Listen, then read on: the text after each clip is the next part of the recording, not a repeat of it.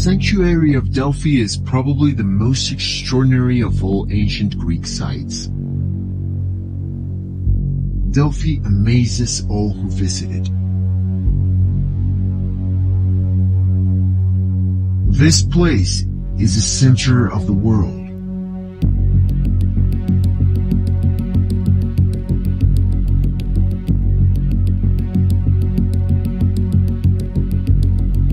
The ancient Greeks called it the omphalos, which means the navel of the earth. Zeus, the father of the gods, wanted to find the center of the universe, so he sent two eagles flying from the opposite ends of the universe, and the place where they met was Delphi.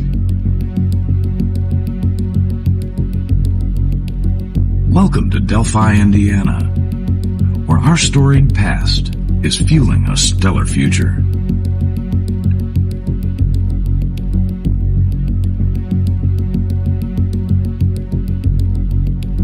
Whenever and wherever human beings endure suffering and humiliation, sometimes we must interfere. When human lives are in danger, when human dignity is in jeopardy, wherever men or women are persecuted, that place must, at that moment, become the center of the universe.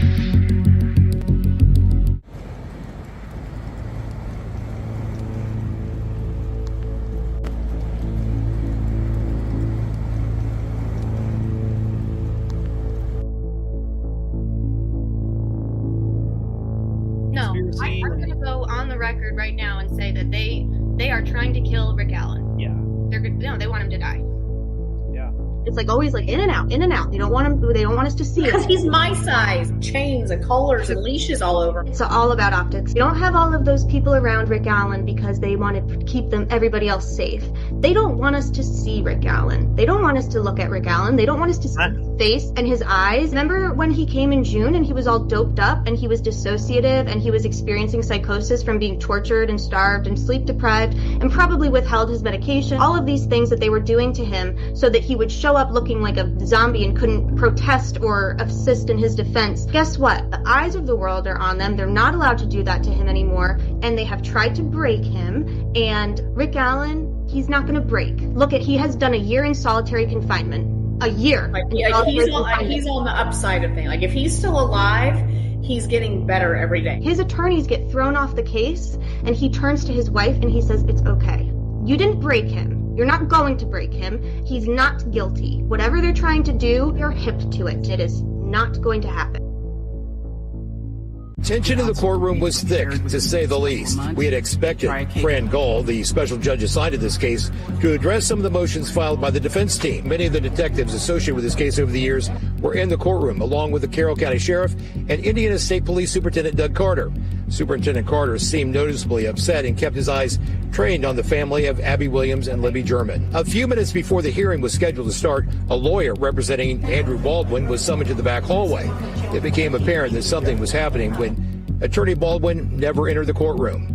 Richard Allen submitted a letter to the court just 4 hours before the hearing was supposed to start, asking that his lawyers remain on the case. We've had an unexpected turn of events. The defense attorneys have withdrawn their representation of Mr. Allen. Mr. Baldwin made an oral motion to withdraw. I granted that oral motion to withdraw, and Mr. Rosie will be submitting a written motion to withdraw, I'm assuming within the next couple of days. They have confirmed with the court that Mr. Allen's financial situation remains static, meaning he is continuing to be entitled to appointed counsel. Allen's now former lawyers have been ordered to turn over all the discovery back to the state and to cooperate with new counsel once that they are appointed. The judge did say that she plans on holding another hearing at the end of this month, and as for the trial date in January, that's almost certain. Not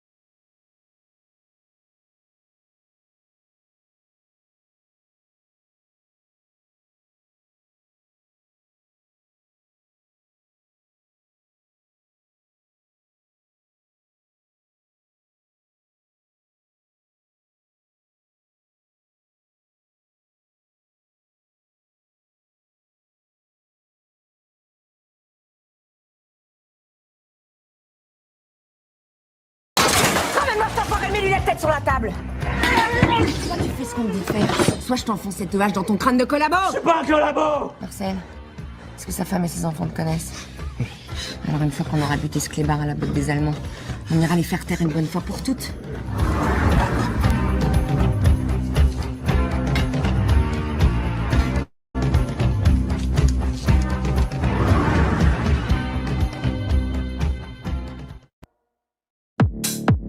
Do you have any idea what their defense is going to be, given the fact that the judge has basically taken away their defense? Am I the only person in the world talking about attacking the timeline, attacking the timeline, attacking the timeline, attacking the timeline? Do you have any idea what their defense is going to be, given the fact that the judge has basically taken away their defense? Taken away their defense. Like, am I in crazy? Like, am I in crazy? Like, am I in crazy? Like, am I in crazy? Like, am I in crazy? Challenge the timeline of the murders. Talking about attacking the timeline. What's the strategy today? Winning. Winning. Whose motherfucking hair is that? What's the strategy today? Winning. Winning. The consensus has been challenge the timeline of the murders.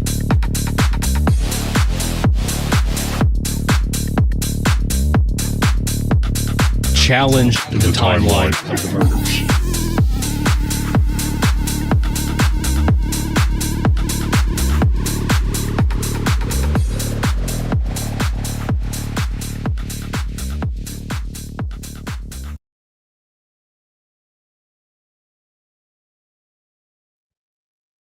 Hi.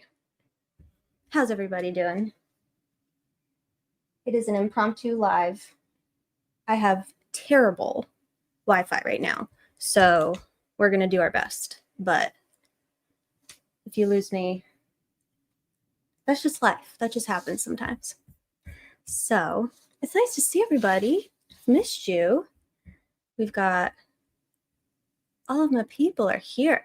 Free Ricky Bay. Mandy Bay. Dory is here. Hi, Dory.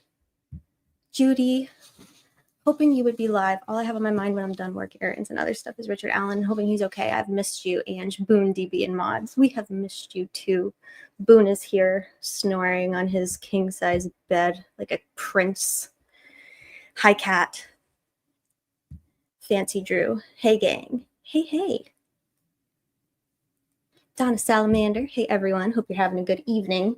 I hope y'all can hear me. If you can't hear me, you will tell me. I'm sure. I'm sure I'll hear. I'm sure I'll hear about it. There's me. 5 minutes. Always. Always, always. Hi, Lindsay. Mustard. Hi, Luke. I love you. Hey, Dory.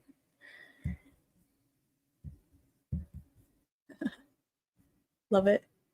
Judge Jessica is here. Yes. The gang's all here. Hi, Steve and Angel. Angel's everybody's favorite. Angel was supposed to have a procedure today, but if I'm not mistaken, it had to be a little bit delayed because Angel's in heat. Bad girl. Steve, I hope Angel's doing okay. Give us an update. Let us know. Good to see you both. I'm glad we are all here tonight. Me too. Judge Jessica, I missed you all so much. I missed you too. It's windy where I'm at. Cold whip and wind. Why do people live here? Oh, no, it's cold where I am, too. Thank you, Steve. Hello, doctor. I love you. Blind hog searching for... Love it. Wind is a pet peeve. When we did Groundswell, Courtney and I made our little way around the Capitol in Indianapolis, and it was freezing, and the wind whipping through the buildings down there. I thought that we were going to lose Yellow Jacket. Hammy! Hi, Hammy. Hi, JC. Hi, Dream Suburb. Delphi. I'm behind. I'm trying to catch up. Glad we're all reunited. Reunited, and it feels so good. I know this place called Delphi, but it's the center of the earth. Yeah, it is. It's the center. It's the center of something. It's the center of my ass, says Luke. Pop Tardy, what up, chicken heads? Hi, chicken butt. I love you. It's the Earth's belly button. The Earth's cruddy cruddy belly button. The Earth's armpit. The Earth's butthole. The scariest place in the entire universe. It's bad. I got clapped on Twitter for calling Delphi the scariest place in the world because obviously there are scarier places and you can't be hyperbolic on X. But it is really scary there.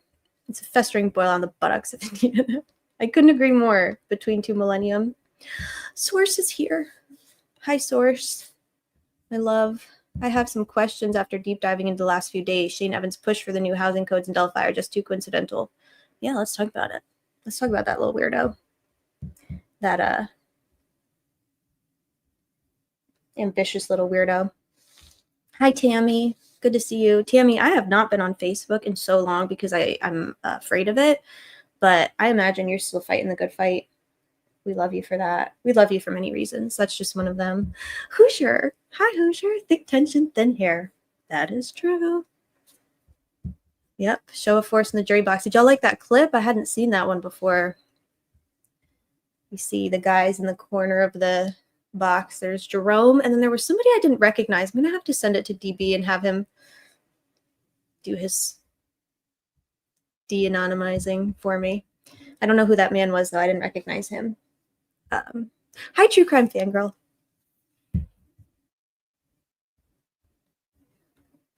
Pat Westfall was mad because Galen didn't get the girls out, but could that be guilt that he didn't intend to kill 4 children? Ooh, good question. Good question. Okay. Her body language. Yeah, she lied. Excellent song choice. Thank you. I thought you'd like that. I watched a thing on HBO about Chicago doctor who went to Gary because the air was so bad. Yeah. He scammed everybody. Bad air quality there. We call those social determinants of health. We can talk about those another day if you want, or maybe later. Social determinants of health. Mandy says, holy shit. Hi, Velociraptor RN Michelle. I love you. Glad to see you, Angie. Glad to see you, Steve. Timeline is shit and they know it. I thought I was late. No. Maybe you were, but I will always be later, so you're always safe. Oksana. Hi, Oksana. I love you. I'm trying to catch up. Y'all are being funny and I'm missing them in real time. Hi, Ange and Chatters. Hey, Jerry Rocks, the good Jerry. I'm late, starting from the beginning. You're not too late, Fiend. Because I'm always late. So my lateness kind of buffered your lateness. Had to get a quick grilled cheese. Nice. I have terrible internet too. Hi, Erica Crawford. Good to see you, Erica. We love you. We appreciate you. Chinny is here. Hi, Chinny. Hi, Excited Utterance. I am on episode 2.5. I've listened to 2.5 episodes of Wrongful. We're going to talk about Wrongful in a minute here.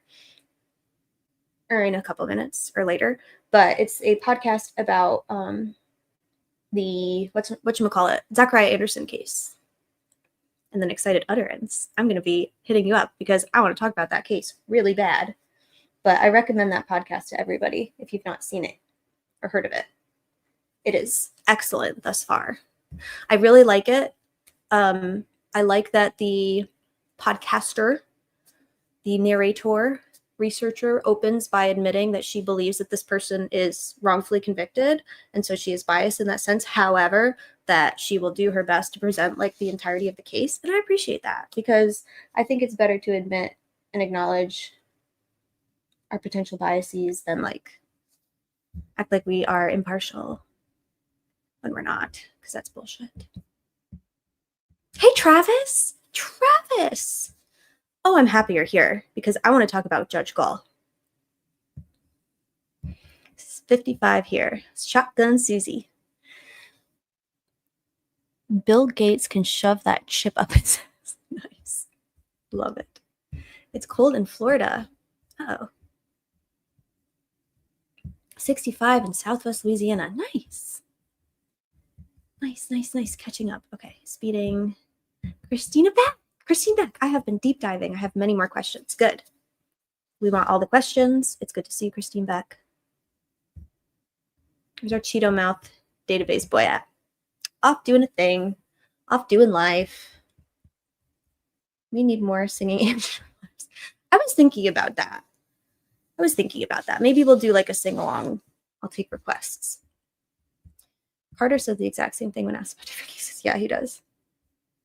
And just stop it. Hoosier's a really good singer too, and a really good musician. Pop Tardy. I think I'm almost at the bottom. Jeff, Texas King. Not everything is a conspiracy theory. Totally. Some things are just weird. Free Zachariah Anderson, folks in the house. Jeff says, how come Richard Allen didn't see the bridge guy? I don't know. We can ask him. Let's ask him. That's my mate Josie narrating the podcast. Josie's awesome. I'm really enjoying it thus far. It's very easy to follow given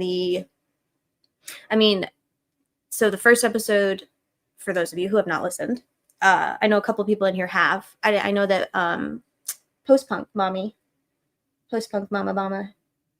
listened to it. I don't know if anyone else has yet, but if you haven't, you should. The first episode's like background history of like who Zachariah Anderson is, and they give us like the setup and like the dynamic of the relationships in his life and his, ex baby mama and victim and all of it is very, very concise, but very full of detail. Really like it. I'm like, why does this pod not have more listeners? I don't know, but we're gonna fix that because we're gonna plug the shit out of it. I didn't see Bridge Guy either because he's Bridge Guy. Jeff, I'm so glad you're here. Behave. Don't piss me off. Oh my God, Jinx source. Don't PMO. I haven't ever seen it abbreviated like that, but I like it. Someone drop a link. A link for, here's a link for, drop a link. Okay. Oh, wait, you mean for the podcast. That now we have to go. Biden supported Rick. Yeah. Can you imagine? Why didn't flannel shirt guy see or hear anything while taking pictures at the bridge for like an hour during the time of the abduction and the murders? And then we learned that there was another chickie. I can't remember her name because I can't ever remember anyone's name in this case. She like sat on the one end of the bridge on the platform and watched her friends go all the way across and disappear. And doesn't know when they came back. What the fuck? How many people were there that day? 24, approximately. And none of them saw anything. Interesting. Did any of them see Abby or Libby? I don't know. Because the wind was blowing. Because the wind was blowing. That's beautiful, Jeff. What does that mean? Can you explain what that means? Member for 1 month. Congrats, Steve and Angel. I am going to do more member stuff. I promise. It's going to happen. And if y'all have suggestions or requests or recommendations as to how we collectively as a cult family can make membership more valuable, let me know. Because I'm all for it. I just lack creativity sometimes. Go and try to have a conversation outside if it's windy. Right. Why was John Weaver there? Ooh. Judy, are you talking about the scanner audio from Delphi? I don't know how often you hear this, but you got pretty teeth. I have really, really sharp canine teeth. Like vampire teeth. I actually had them shaved down when I was in when I got braces. They literally shaved my teeth down because they were so pointy and sharp. It didn't help. They're still vampire teeth. Thank you. Come on, R&M. You know that. I know what. I've had conversations in the wind, Jeff. I'm not trying to be. I'm open to converse tonight. I'm in a conversational mood. I have had conversations outside in the wind. I just feel like wind is not going to muffle the sounds of two young, healthy teenagers being butchered. It's just not. Especially there. Okay, Todd. Wink. I bet Richard Allen is going to confess for the 70th time at sentencing. Jeff, you keep talking. Oh, wait, Jeff, you're my friend who watches Grey Hughes. And you're back for more. That's exciting. Let's talk about sentencing. Hi, Criminal Network. Good to see you all. I'm so happy you're here, Criminal Network. What the fuck's Win got to do with this? I don't know. Show Brace's pick? I will. You have to remind me, though, because I want to at least kind of talk about... So, Judge Gohl has denied the media's request for broadcasting. I'm not going to show the order because those teeth are pretty scary. I know. You don't even know. You don't even know if you... 8 miles per hour. Whew, my guy. I'm not going to show the broadcasting order because I have really bad internet, and if I try and send it to myself or like put it up on the screen and do all the fancy stuff that DB taught me how to do that now I'm really good at, I will ruin the stream. Hi, Lead with Love. I've been AWOL, needing deep therapy after the trial attendance. It hit me super hard. Understandable. Happy you're back. Love you very much. And I feel like we have heard this before. I feel like I want to talk about sentencing. Estrella, I couldn't have said it better myself.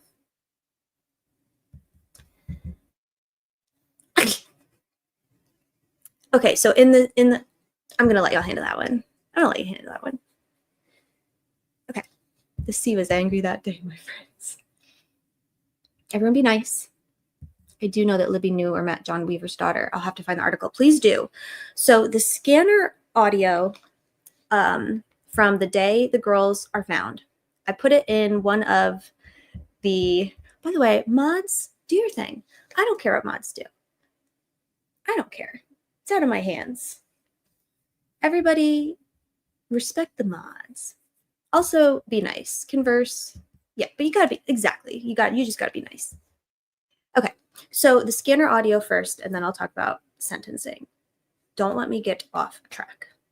So the scanner audio from the day the girls are found has been like one of my white whales in this case forever, because I can't quite figure out if, one, is this a suspicious event? 2, if so, who is the suspicious party? Is it John Weaver, or is it the reporting person who said John Weaver told him? What I mean by that is the audio goes something like this. And it's like the first responder walkie-talkieing to the command center around noon. Just had a citizen stop by our area and say that the girls were found in the water. Can you confirm? And then Tobe responds on the walkie-talkie, says, negative, we have no confirmation of that whatsoever, or whatever the fuck he said. And then the first responder says, what did he say? He said it was a John Weaver who told him that information. And then Tobe again says, negative, we have no indication of that whatsoever, right? That's the audio, more or less. So,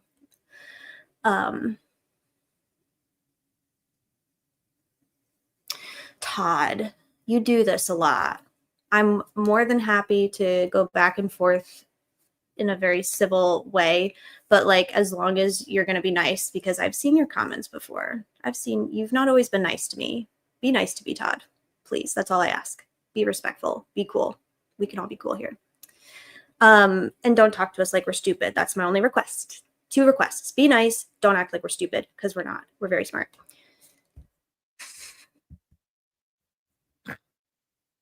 Ew, no one, I don't think.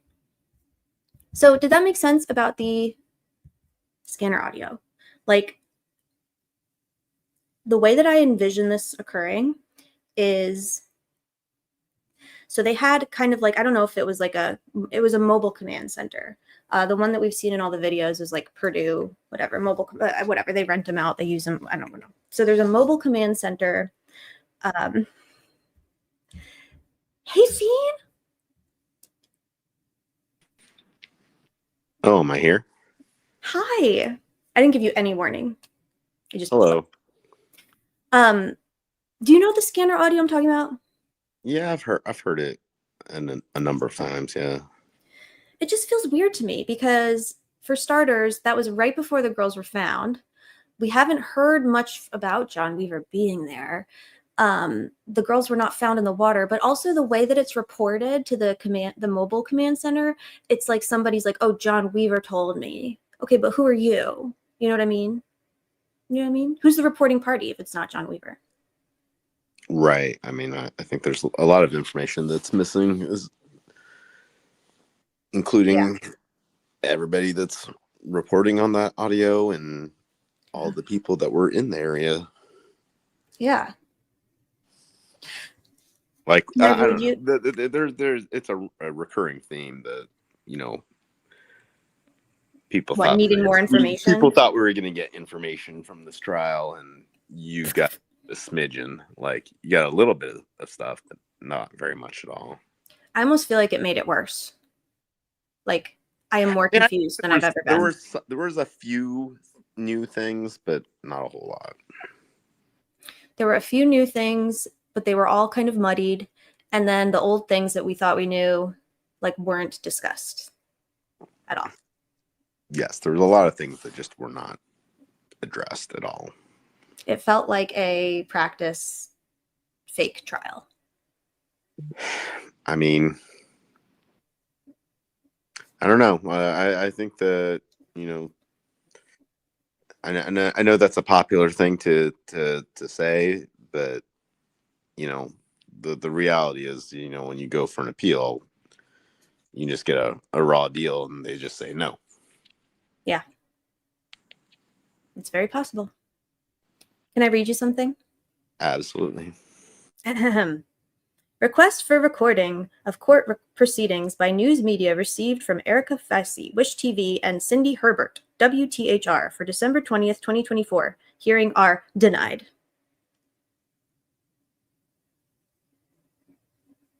Period. Dated November 22nd, 2024. Frances Siegel, Special Judge, Carroll Circuit Court. Oh, she signed this from the Carroll Circuit Court. Why did she? That's weird. So, no streaming of the sentencing. Do I look upset about that? I mean, I don't think anybody should be surprised. I'm not surprised, nor am I upset about it. You know why? I don't. Well, I mean, it's kind of predetermined what's going to happen here. Wash your hair. I just washed my hair. It's still wet. Wade Wilson. What? Out of here. You wash your hair. Your hair is very clean, Wade. My goodness, your hair looks clean tonight. I bet you wash it every day, Wade. I don't think Rick should go to sentencing, honestly. I really don't. Oh, I mean, yeah, I mean, assuming that he does have that option, and that, like, yeah, I wouldn't recommend that. You heard me, blonde lady. Blonde lady. I mean, this is a very, very aggressive profile here. Wade Wilson is not very. Oh wait, isn't that guy who strangled his? Isn't he a Nazi? Doesn't he have a swastika on his face? Didn't he strangle his ex? He's crazy. He ran over a lady a bunch of times, and I don't know. I didn't follow that case because he was obviously guilty. Yeah. He killed somebody, right? Oh yeah. I think that he didn't show up to his sentencing. Maybe. I don't. Yeah, I think so. I think he does have like a Joker tattoo. Yeah, I think that you need to sit your YOU''RE ass down. So my ass is in the chair, if you couldn't tell already. No one has to. Goal has no one to hold her accountable unless it's brought to Supreme Court of Indiana. Yeah, but Fiend, how do we feel about the Supreme Court of Indiana? They suck. I wish that there was like a better like system in place to like not keep these people in place when they've made terrible mistakes. like horrible, but horrible. you know, Repeatedly. people don't vote for judges the way they do for other candidates. So you basically just say, want to retain them, or you not want to retain them, and people are usually ambivalent about that choice. So you either just say yes or you leave it blank, unless you've got like a particular beef with them, which I do. So I voted against everybody that was on that. I hate all of them. Yeah. Well, I mean, and I don't even think that they're that bad. I think they're very competent and capable. I just think it's an unforgivable thing that they did, that not removing Gull. So that's what I mean. I faced with that option, like I had to vote against them. But it doesn't make any difference, no, because the system is rigged for them to stay in place.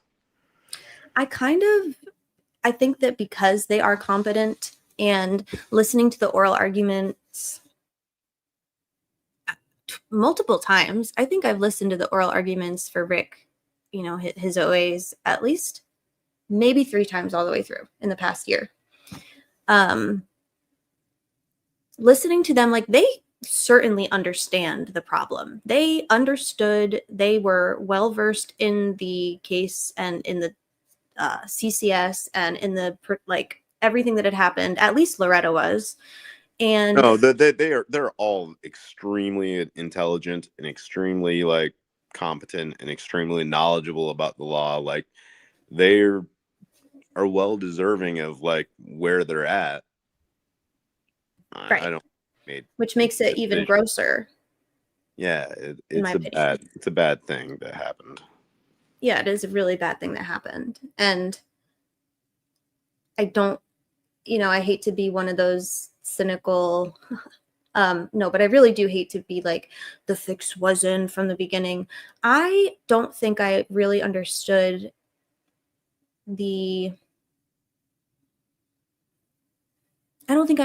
just how fucked Rick was until they didn't remove her. And then I was like, oh, this is just how it's going to be. Like, he's fucked, basically. Like, no amount of evidence. Yeah, I mean, it's extremely stacked. I mean, I don't know that that's... I mean, you're wholly relying on the jury at that point, but I don't think that I don't think that went well, really. I've had like 2 nightmares about the jury since the trial, I just remembered. And I heard from a couple different people that perhaps the reporting from people who were there every day versus like a couple of people like yourself, I'm not saying this is how you felt, but like you went a couple days versus like the entirety. And I have heard from a couple folks that perhaps some people like they were maybe assigning a little bit more empathy or neutrality to the jury than what was really kind of going on, like interpreting things in a more positive or favorable, you know, defense leaning way, when in reality, I mean, obviously. Yeah, I mean, I think that's a fair criticism. Yeah. I think that's completely fair criticism. I mean, I knew that was going to happen. That there was going to be like, that was the entire risk when it wasn't like televised or at least made public in the best way possible. Right. Was that you're going to get a narrative that was consistent throughout the trial, but then you have a result that's contrary to that. Right. Which I think essentially did happen. The best reporting like put out a narrative that like seemed favorable, but like that wasn't the reality. Right. It's just weird. The whole thing's weird. I don't know how I feel about a couple things, but I'm gonna keep You have a very pretty smile and teeth, Ange Moth. I can be nice. You're welcome, Ange Moth. Okay. I'll take it. Thank you for apologizing, Jeff. That's very cool. Be cool. Don't be all uncool. Sounds like he's got most to keep you. So here's what I think, Fiend. I think that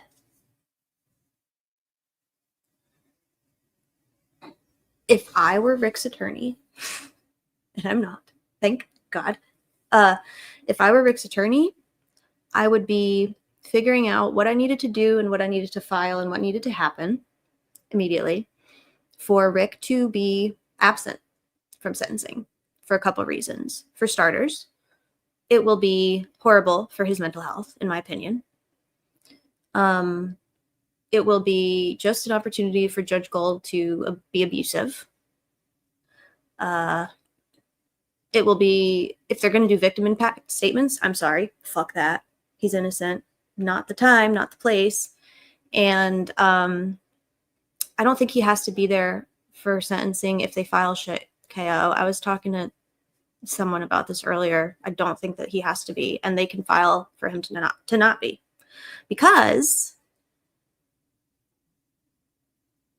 if it were me and I were representing an innocent man who was wrongfully convicted, I would have a hard time even acknowledging.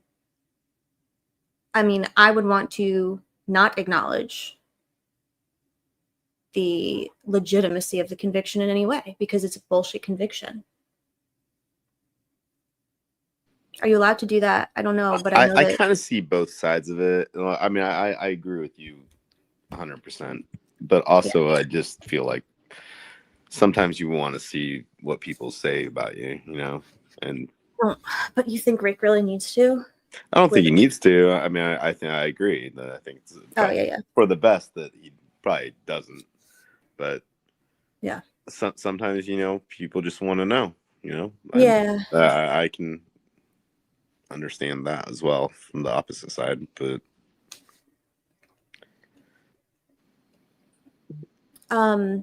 there are ways that they can, well, that's what I'm saying. There are ways to basically refuse. What is she going to do? Sentence him to two life sentences? Like,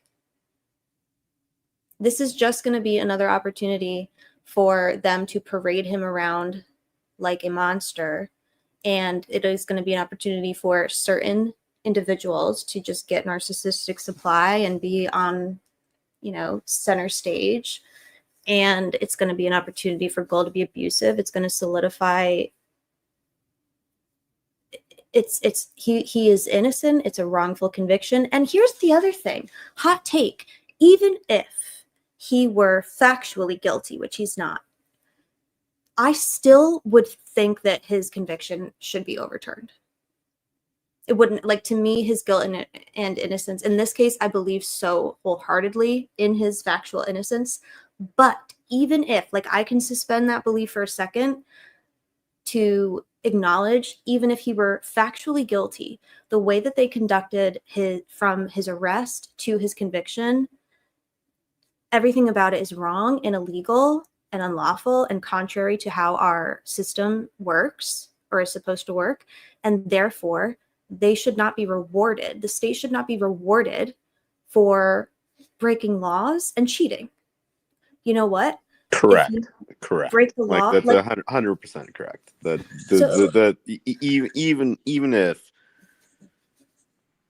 Even if this is the right guy, you've completely shredded the Constitution to get your guilty verdict in this 100%. case.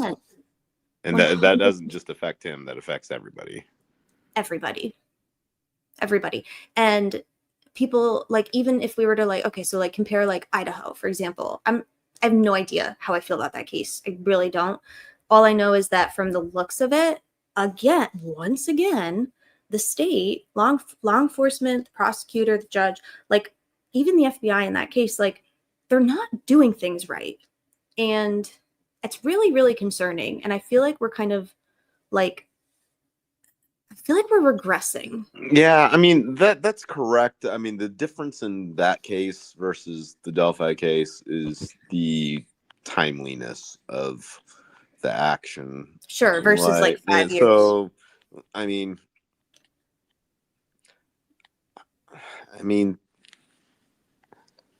like if you've got the goods, you don't need to break the rules, you know? Right. Like that's the bottom line always. You don't have to cheat. Like right. The Constitution is the Constitution, the law is the law. Follow it. Get your convictions on a legitimate basis, and like everything's good. And if you cheat, so one of the videos I made back when we were the Unraveling, I don't have anymore, and I wish I did, but I'm just talking about like the Franks, I think, at the time.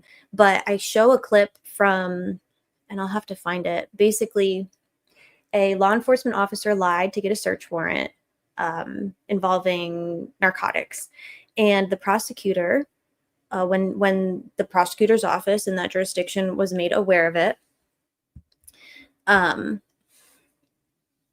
they literally they notified every single defendant whose case this officer either was like involved in directly or even was like a witness in any capacity. They notified all of them, and I don't exactly remember. I'm pretty sure a lot of them got dismissed outright, and those who were already convicted, their attorneys were notified immediately, and they were allowed to file whatever you file, whatever.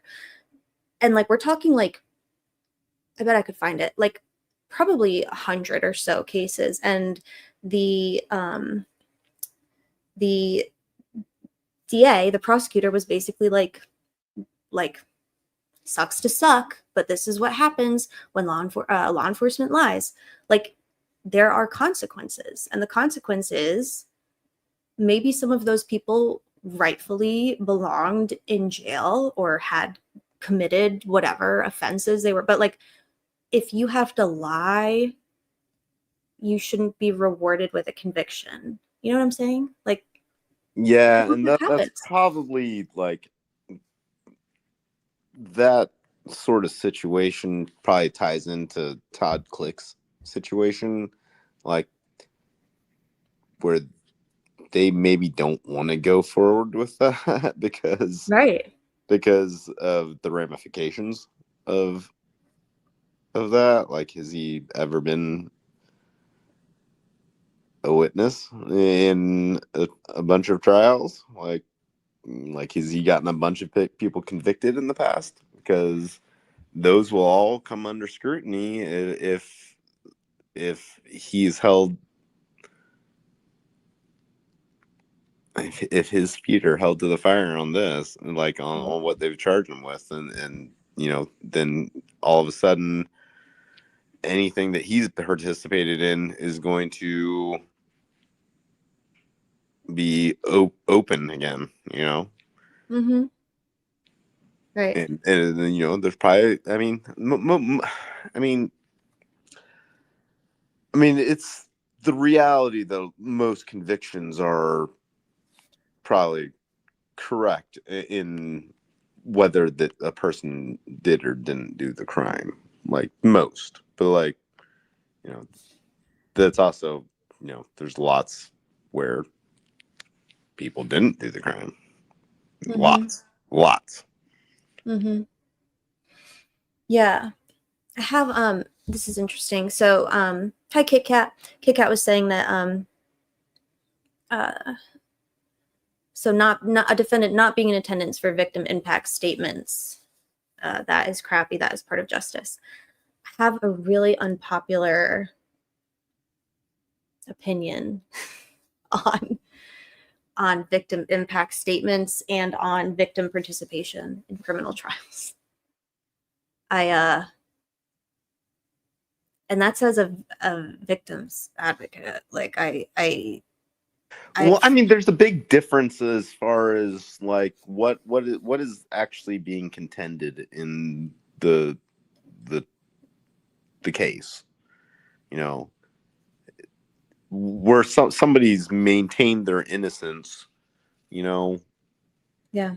just hammering on them more, like, Yeah. doesn't seem appropriate. If it's, just to use an example, like the Menendez brothers, like, we know what like that they were, like, that they actually committed the crime. Like, there's a lot of extenuating circumstances around it. Right. But it's not in question whether they did it. Like, when it's completely in question whether it's still like, even the jury made the decision that he did it, but like there isn't any proof that Richard Allen did it. There's literally none. There's literally none.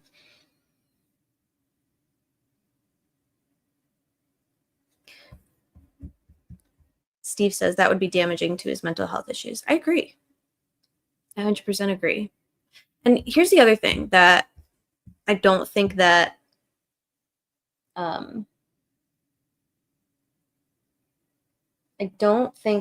obviously the people who believe he's guilty will have any sympathy for this whatsoever, but we still don't know the state of Rick's mental health.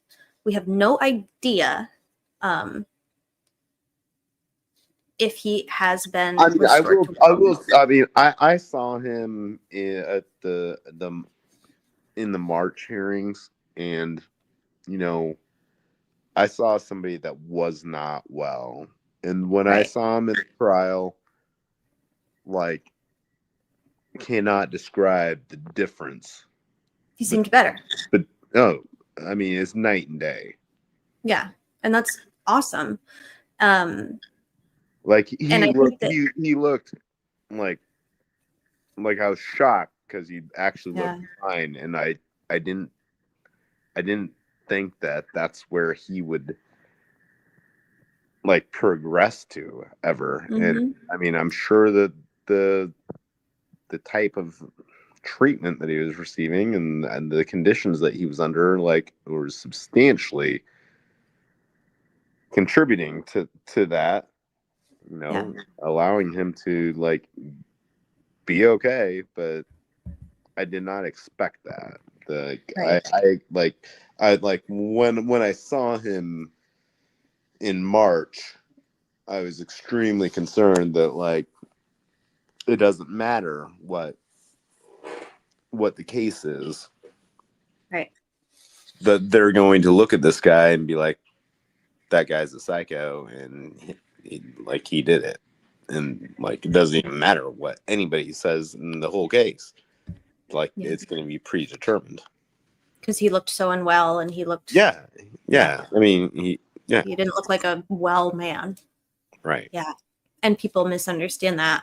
And I'm not saying that in a disparaging way. I think it's an easy thing to misunderstand and misinterpret if you're not familiar with what...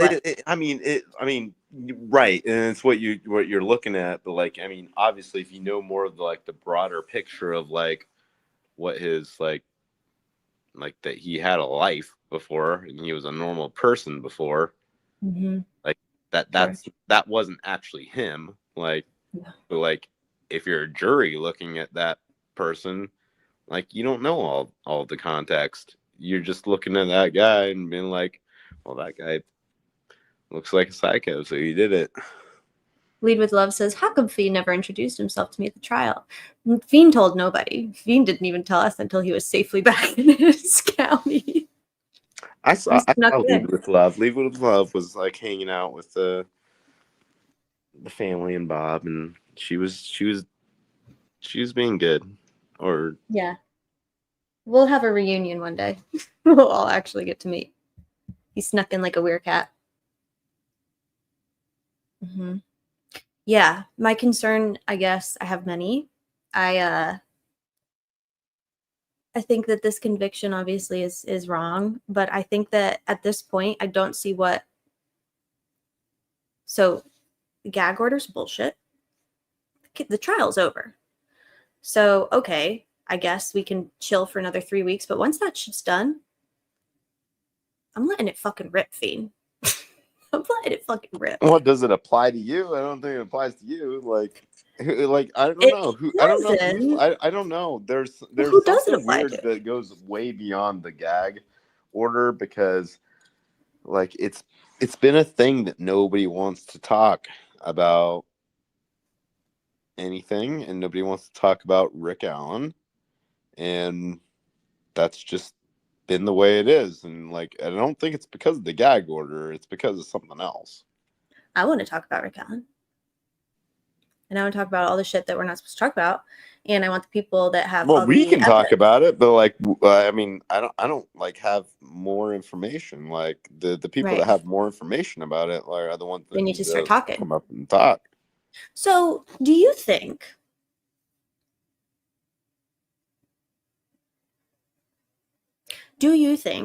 that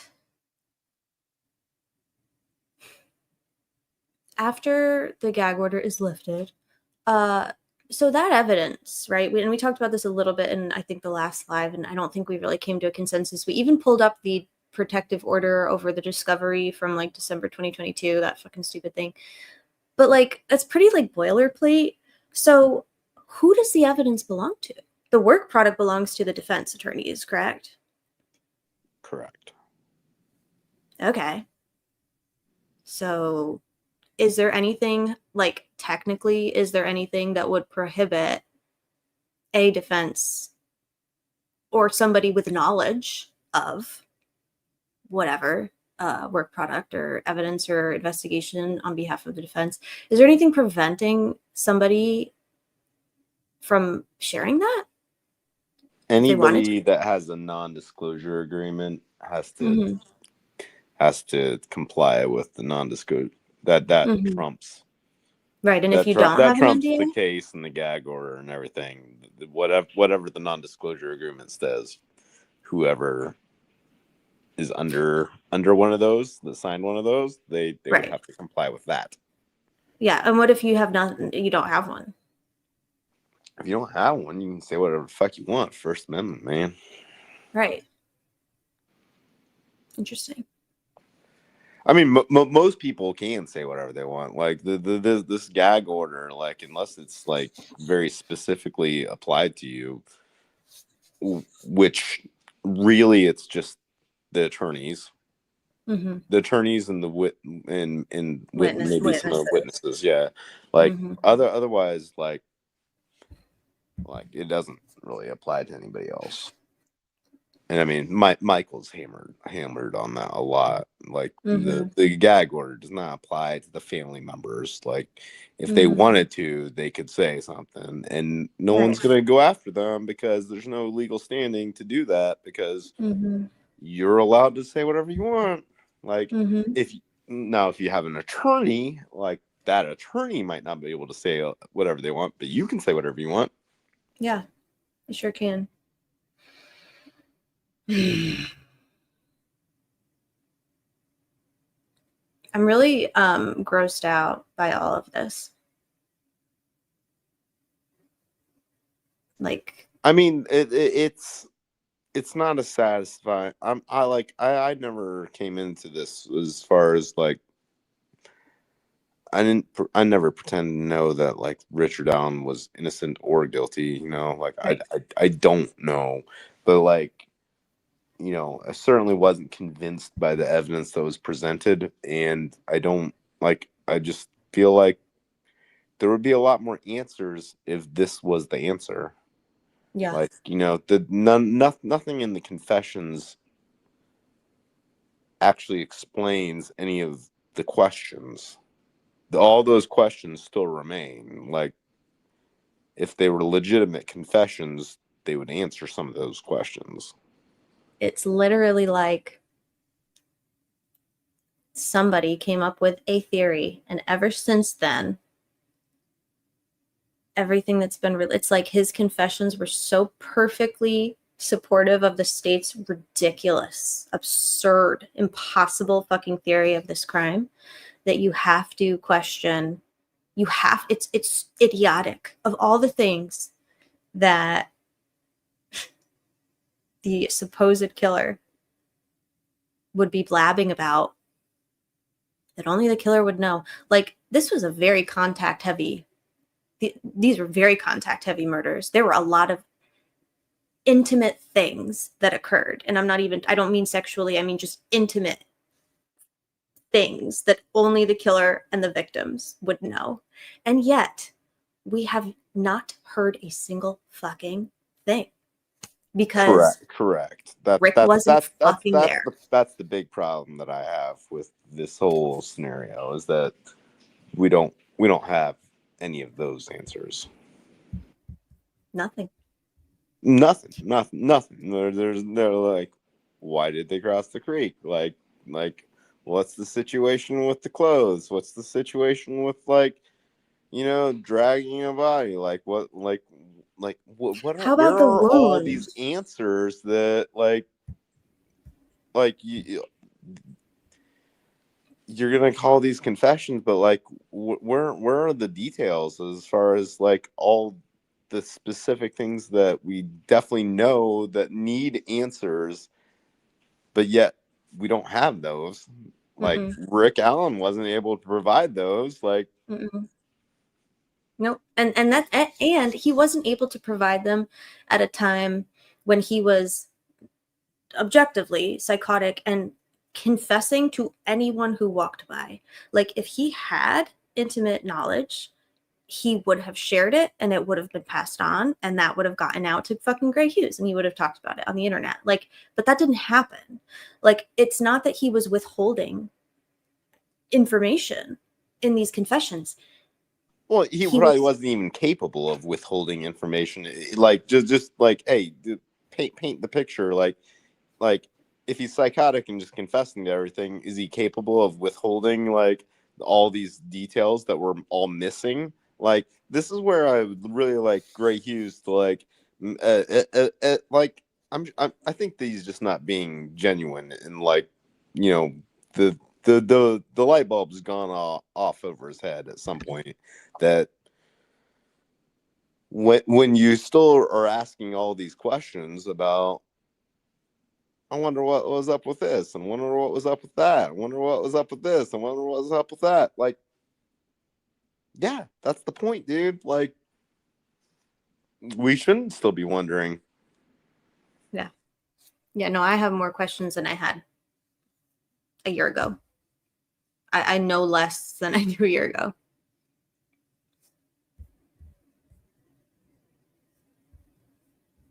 I really, really want to hear from the jury. If any jury members are here, please know. You have to share is important. Yeah.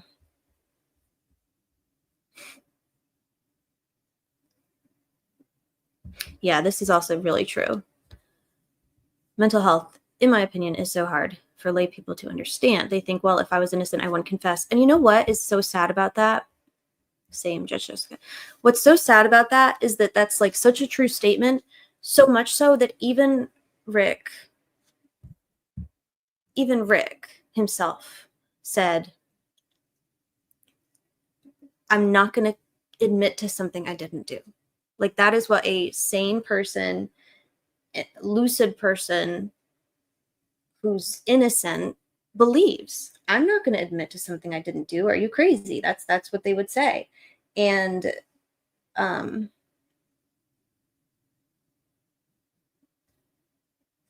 so even Rick agrees with that. Yeah, most people can't conceptualize admitting to doing something that you didn't do, especially something heinous like killing 2 children, because it doesn't make sense for someone to do that, to incriminate themselves falsely. And the worst part, what's one of the hardest things for me to like think about is like, when did Rick find out that he, like, when was Rick aware that he had incriminated, or that he had made these statements? Like, when did he have that awareness? And oh my God, like, that poor man, like that sucks. You know what I mean? I don't know. I don't want to like get too far in the weeds with I mean, that. I kind of get the like sense that Rick is kind of mouthy. What do you mean? I think that he'll talk some shit. So I mean, I think he's predisposed to like, you know, like just saying shit. Yeah. I mean, I Maybe. think that like people are talking shit to him in prison, and he's talking shit back, and like, you know, I think he's probably like has like a defensive nature about him, and that like I don't know, I don't think that helped him as he like spiraled into like, you know, very psychosis. Yeah, I mean, yes. Yeah, Yeah, I mean psychosis and also just, you know, involuntary like catatonic states and just being like horribly abused. Like, I mean, the extent to which he was abused is not like, I mean, it's you know, I don't think people it's really terrible. Like, very few people have like been treated that way. You know, it's a tiny fraction. Well, I also don't think people actually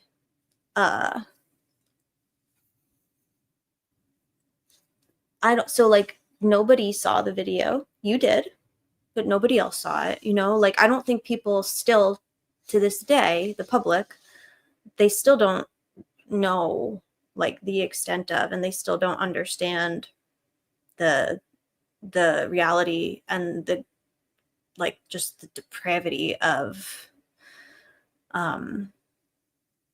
what occurred for 18 months, you know? I mean, it was so bad that when the doctor that was like, basically, I mean, this doctor is not a legitimate doctor. Like this guy, Martin? Yeah, Dr. Martin. He is not a legitimate. Like, this is guy that like, I mean, he's a contract like guy that like writes the scripts and just like plows through the, you know, the prison systems and just like helps them get through their backlogs and isn't really acting the way that a doctor should. But even this guy, once he watched that video, he was like, oh yeah, I was wrong. Like, yeah, he just immediately admitted it. Like, yeah, like, in, like, you know, at least he had that much integrity to at least state, yeah, whatever I said, yeah, I guess that might not have been right, because obviously this guy is probably in psychosis. Well, you can't, like, that's why transparency is so important, because even Dr. Marmon, who's on the stand, like, has everything to gain and everything to lose. No, has everything to lose by acknowledging that, like, yeah, Rick was very ill at this time, right? That's not something he would want to acknowledge, because that means that his notes were either inaccurate, terribly inaccurate to the point of like malpractice inaccurate, or they were backdated and altered and inaccurate, right? Like, those are both very bad options. But if Rick was severely ill at the time of his notes when he's saying he's not, that's a bad thing for Dr. Martin. However, when you see something with your own fucking eyes and you hear it with your own fucking ears, it is way harder to discredit or dismiss it as something that it's not. So when he's up there saying Rick's fine, and then Brad Rosie plays a video of Rick literally catatonic and asks him again, is he, like, whatever, however he asked him, like, is he psychotic at this point? And Dr. Martin had to concede, yeah, I would change my whatever he said. Because when you see something with yourself, with your own eyes for yourself, it is a lot harder to be fucking gaslit and lied to and force-fed a bullshit narrative, which is why this trial needed to have been public. And the fact that it wasn't is like the reason that Rick is No, still that's my big I'm not going to get over that this wasn't public, because that's not only Rick Allen's right. That's our right. Like Right. this was supposed to be public, and it certainly was not. No, not in any capacity. Not in any capacity. And yeah, the Supreme Court basically, I mean, they're politicians at the end of the day. I hate to say it. I mean, the They're closest we got was to watch Andrea like recount things, and there's times that she missed some stuff, and it's also just one person's like secondhand perspective of everything. And there's many times that when she would say certain numbers and figures and descriptions, and somebody else would say completely different things, and they both of them were trying to recount what they saw, but like there is no accounting of what actually happened. That there isn't. And the even the audio, which like theoretically should be available like at some point to somebody, like they like seem to be trying to like make it as bad as possible so that nobody can actually use that audio. Yeah. I mean, if they are literally going to disappear this case, just like they disappeared Rick Allen for all those months, they are going to disappear the trial. They're going to disappear all of it. They want to wrap it up in a bow and have it be over. Period. I mean, they want that, but like, just like consider the possibility that like, hey, whoever did this is out there, and they do it again. That's the reality that I live in. That's the reality I live in. I'm glad I don't live in Indiana, and I'm glad I don't have teenage children. I don't know. I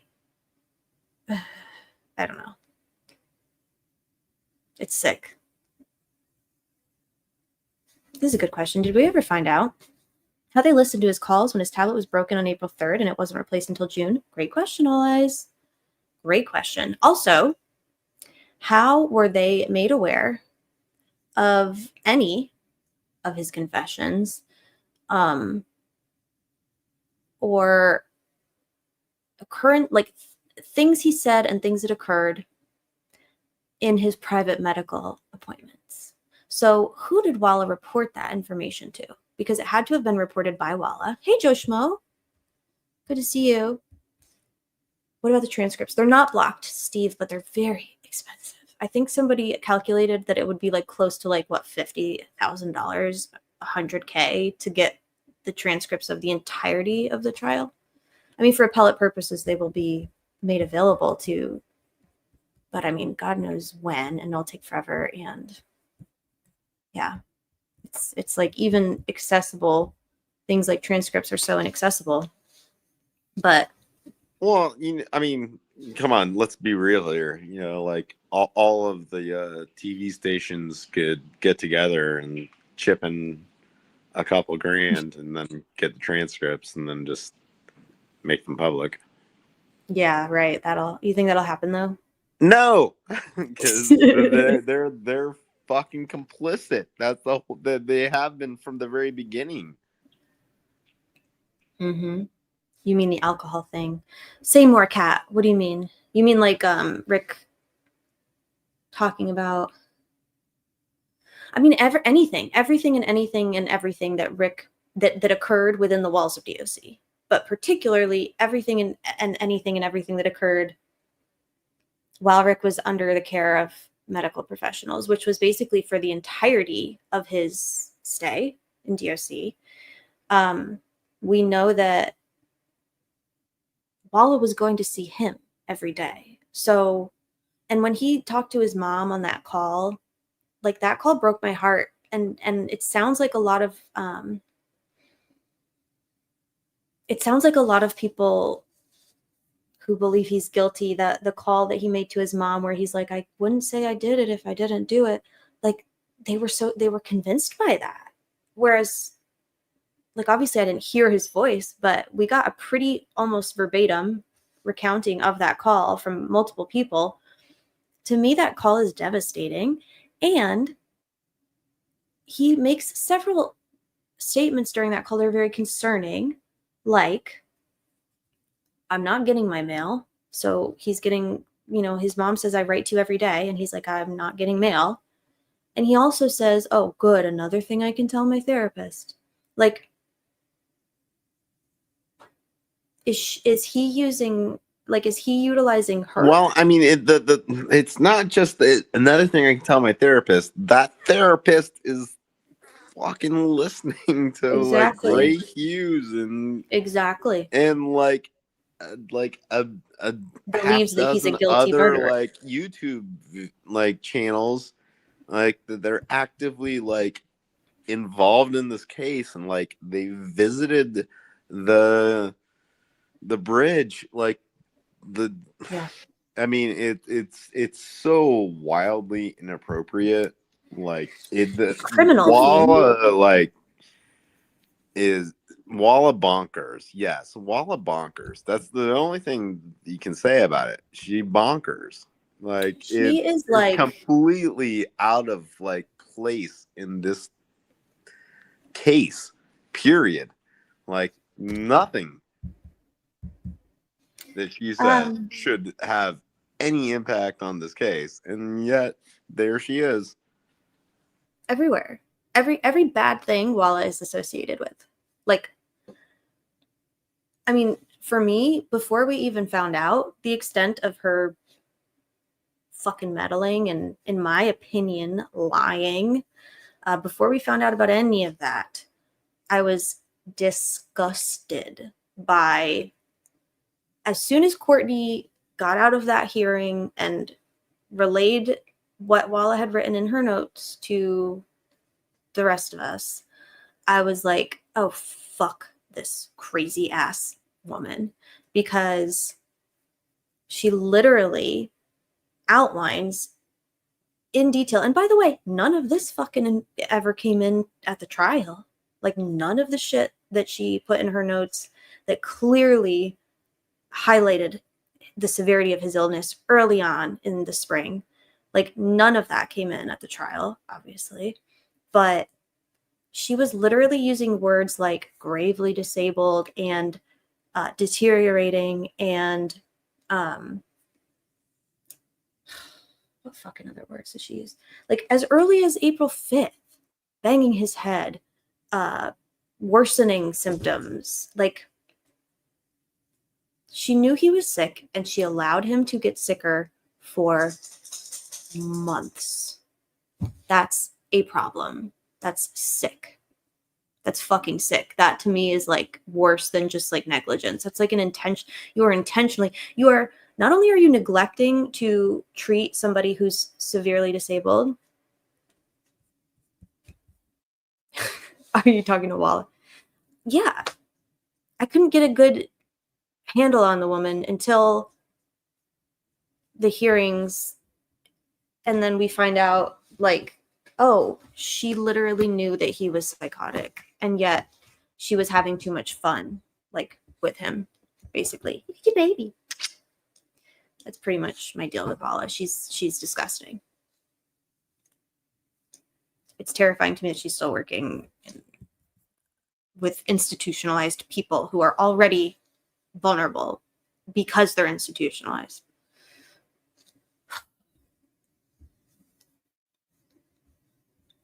Embarrassing for sure. For sure. Yeah, she's awful.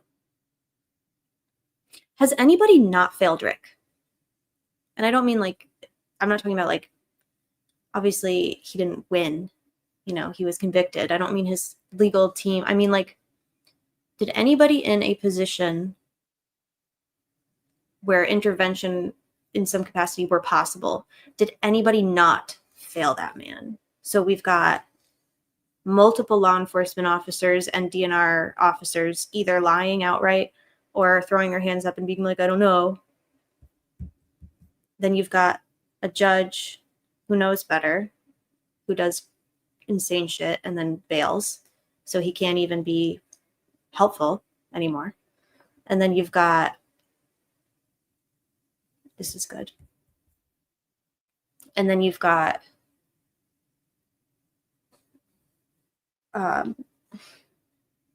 every single doctor and professional in DOC. Obviously, the warden, we expect the warden to be a piece of shit, obviously. But then you've got the Supreme Court. They failed him. You've got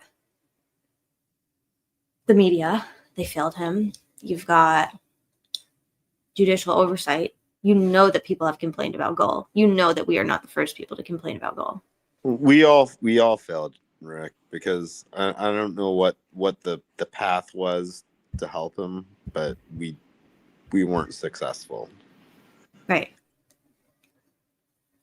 But what about the helpers, the people that, so like you go to law enforcement because you want to be a witness or because you're asked to, and you do, because police are supposed to be, I mean, obviously we know better here, supposed to be trustworthy, right? Safe. They fuck you. You tell a judge, I'm throwing myself at the mercy of the court. And instead of him assigning counsel, he disappears you in the Department of Correction before you can get attorneys, and then he recuses himself. You've got Rick telling medical professionals, I don't feel right. I don't feel right. I want to go to the hospital. I want to go to the hospital. I don't feel good. And they weaponize that information against him. You've got Rick's family, Kathy, and maybe I think his daughter, telling the police early on when they were interrogating them that Rick has a history of suicidal ideation. They weaponize that against him.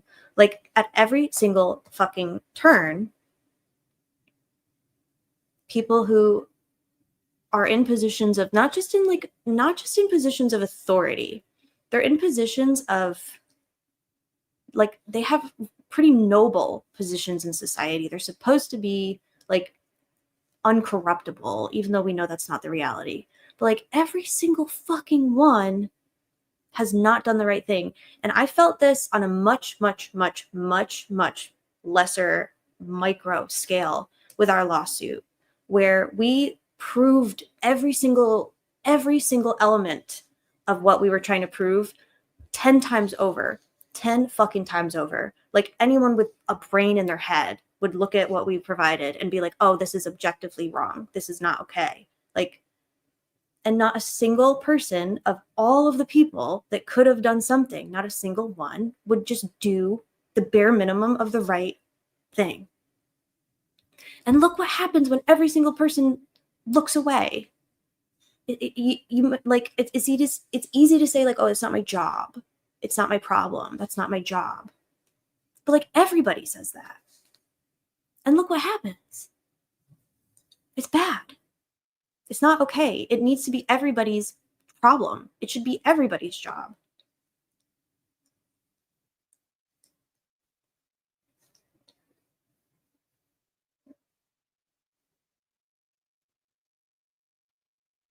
Hi, woman.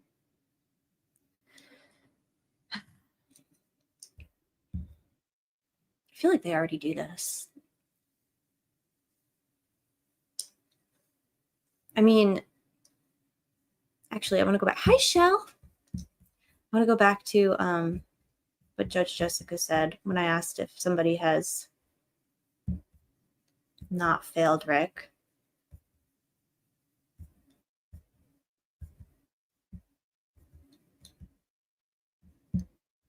Yeah. So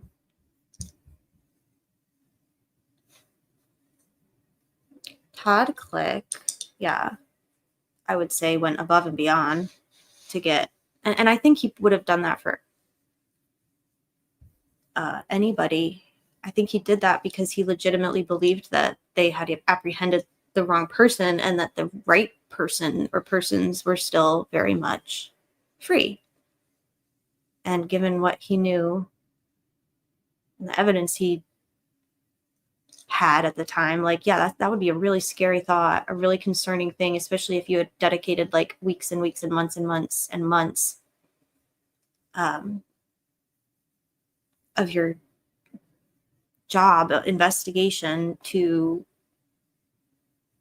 certain individuals, and at no point were they ever cleared, ever. Trust me, never were they ever fucking cleared, ever. And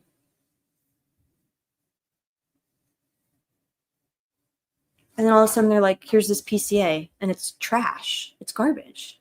Oh, I lost Fiend. It's just a garbage PCA with nothing in it. And it's not even a 1/100th of the incriminating circumstantial evidence that you've obtained over the past however long you've been investigating. And they arrest this guy, and you're like, what the fuck? Yeah, Mike Thomas, Todd Click. I really was like so bummed by Robert Ives, man. I mean, I don't blame people who have to live there for not wanting, but like, what are you doing? Why did he go on like 800 channels, news outlets in 2020 and podcasts and just like run his mouth just to like bitch out at the last minute? Granted, I don't think that he had a choice. I think the state objected to him being called as a witness, as did he. But like, if he had, like, if he was subpoenaed, he would have gone, and I believe he would have been honest.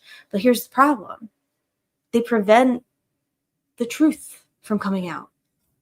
So even people that would tell the truth don't get the opportunity because they prevent it. Yeah, he went on fucking oxygen. He went on fucking what was that doctor's name, DB? Not Dr. Phil. The other one.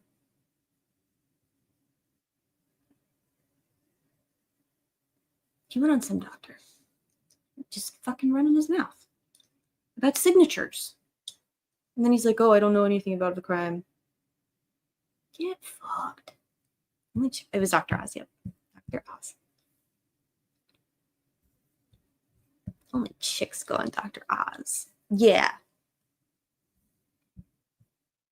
He's a rat bastard. Mm-hmm. You like Bobby Ives? Yeah. Too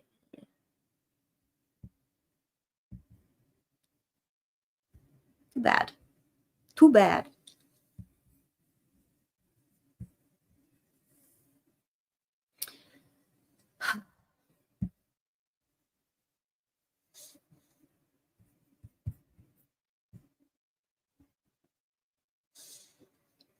You think the media is surprised that they don't get their broadcasting?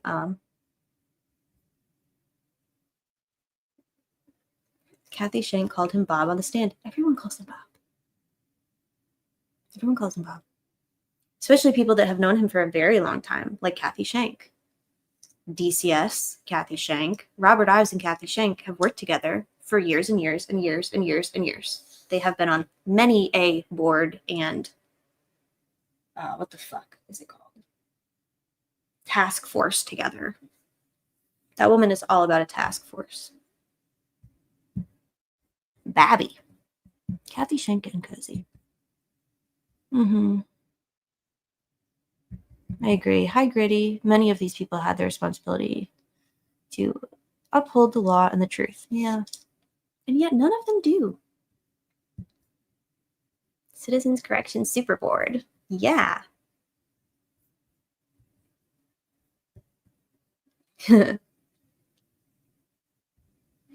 Yeah. I think indifference, honestly, is the most frustrating. Like, what the fuck happened with Purdy? Right? Wasn't Purdy at one point Purdy? Am I saying the right? Purdy. Purdy. Like, when did he become a simp bitch for the state? When did that happen? Wolf, I think I'm mad. Me too.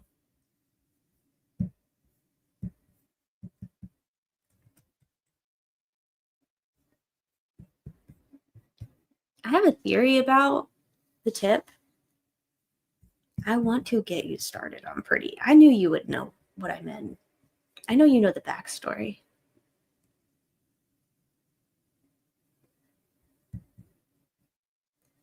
I feel like... Oops. Boom.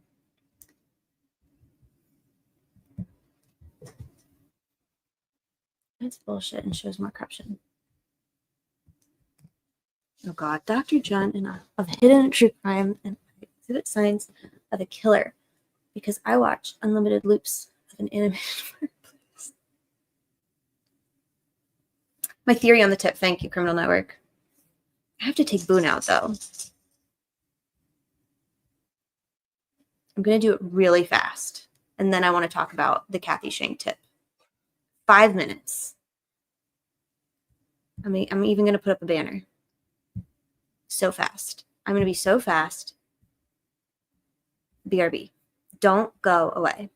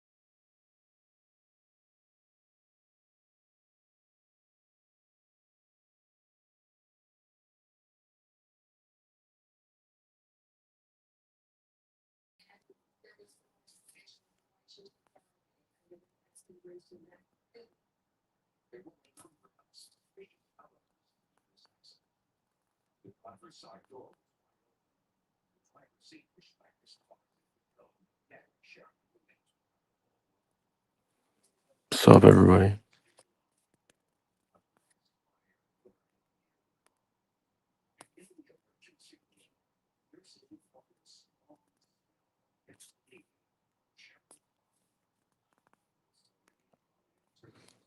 This is my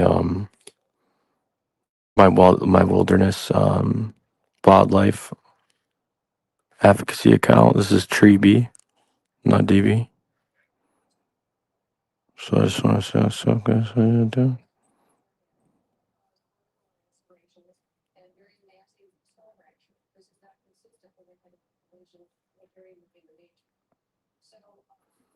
Why y'all scared of a tree? Do you guys hate trees? Do you hate nature? Who here's a crunchy? Everybody vote in the chat. Who's the biggest crunchy in the chat?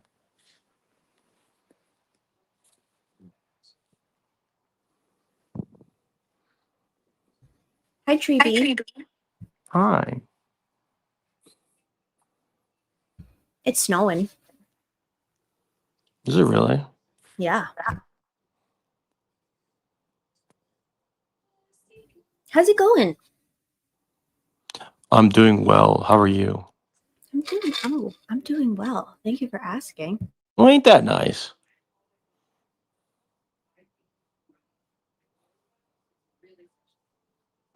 Yeah, I made this tree. I used AI art. I said draw a handsome little tree, and boom, there it is. DB, you missed it earlier. Somebody came into the chat and told me to go wash my hair. It's brutal. I thought you would What the appreciate it. fuck, dude? Yeah, they told me to wash my hair. Who was it? What did we I know don't who know. it was? Just some I did name. not I did not recognize. Wait, no, they had a name of somebody, a killer. Who was it? Somebody remind me. Was it that one New York banker? Wade Wilson. No, not that New York banker. The other one. No, but The yeah, the Jewish guy. no, The investment banker. I can't remember his name. no. New York City, big time New York City financier. Definitely not. Oh. Definitely not. Hi, Kel. No, he was Wilson, the guy with the Joker tattoo on his face. Wade Wilson was in here? Yeah. Yeah, he told me to wash my hair. Hey, that's not very nice. Also, what's worse, them saying that or making upper lip comments? Which one I think the one about my hair bothered me more because I just washed my hair. It was wet still. Wash my hair. Oh, I think maybe they don't like the frizziness, huh? Is that what it is? It's not frizzy. Get out of here. Well, I just mean, you're right. I'm sorry. I didn't mean it like that. I meant, not wavy. What is it? I don't know. I don't want to say what it is. But Crunchy? it's crunchy. Yeah, it's a little crunchy. Upper lip comment. Lindsay, I know. I'm sorry. I'm a guy. I don't know if I forgot that frizzy is an insult. Oh yeah, the guy. They got him, dude. They got who?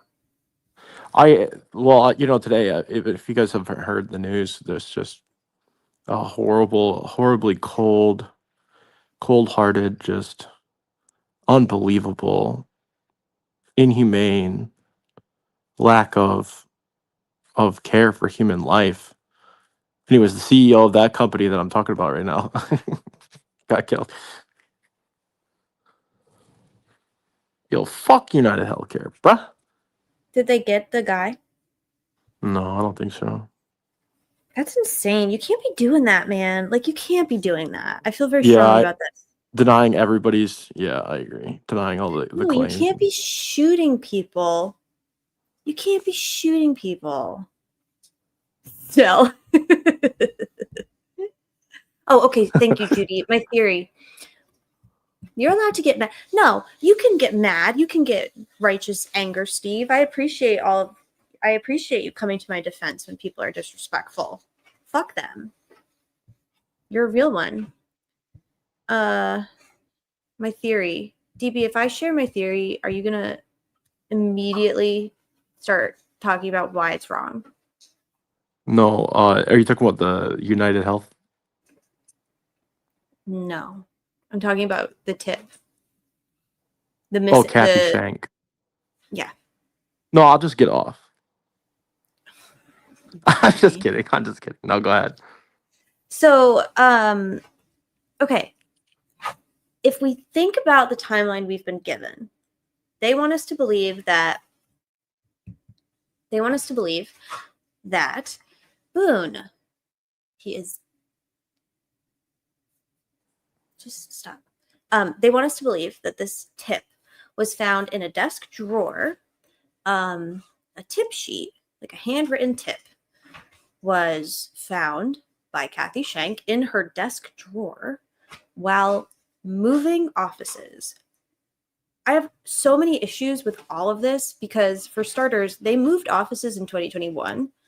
But second of all, Bro, knock that shit off right now. I swear to God, I'm gonna come over there. I wish I could show you, but I'm not gonna. It's too shh, we don't live here. Stop. It's too intimate. But yes, so it doesn't make any fucking sense. They moved buildings in 2021. Also, so she doesn't open her desk drawer for what, years? Explain how that's not insane. So she just happened to come across this handwritten tip sheet in her desk drawer in September 2022 while moving offices, and immediately believes it to be of note and goes into her little system and does her little thing with it and finds it. One, she immediately recognizes that the name is wrong. Okay. Two, she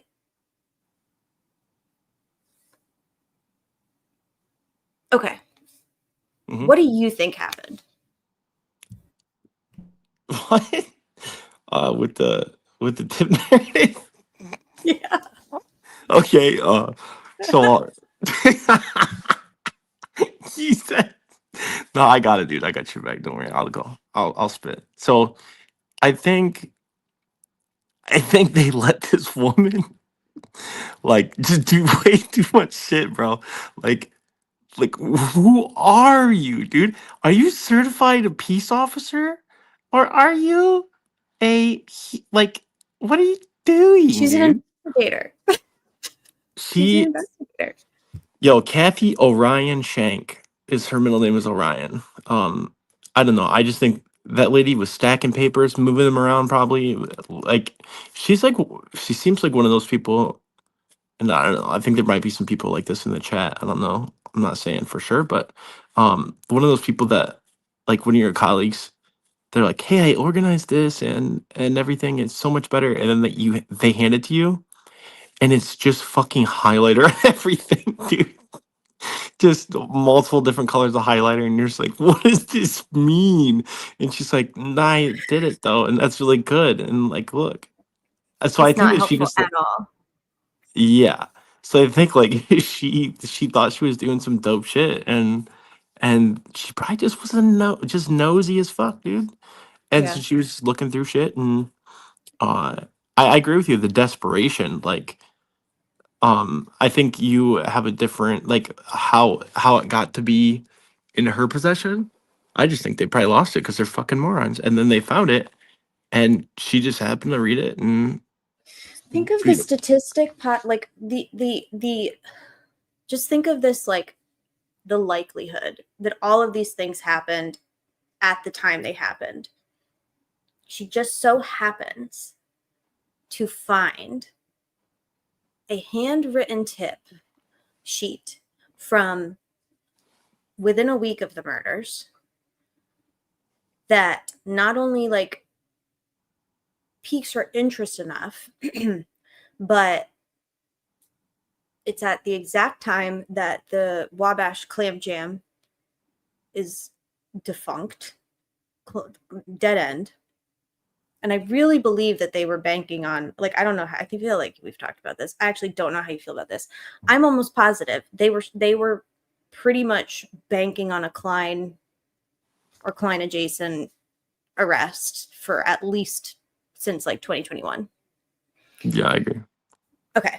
Which is just speaks to a lot of things. But I think that when that legitimate, because I know for a fact, like, yeah, we saw the desperation in a lot of things that were revealed during trial, but don't forget, I was running my mouth back in August 2022 when I found out that Tony Liggett literally got in his fucking Fred Flintstone car and sped to Peru alone. He might have brought Giancola with him, but him and one other guy maybe sped to Peru like the very end of that search and like tried to fucking strong arm information out of Kagan Klein's elderly relatives to the point where he freaked them the fuck out and they were like, what the fuck is going on? And they called Carroll County 911 and they were like, we're scared. We want like officers on our street. And they were like, well, you have to call Miami County because that's your jurisdiction. And they were like, okay, but it was your detective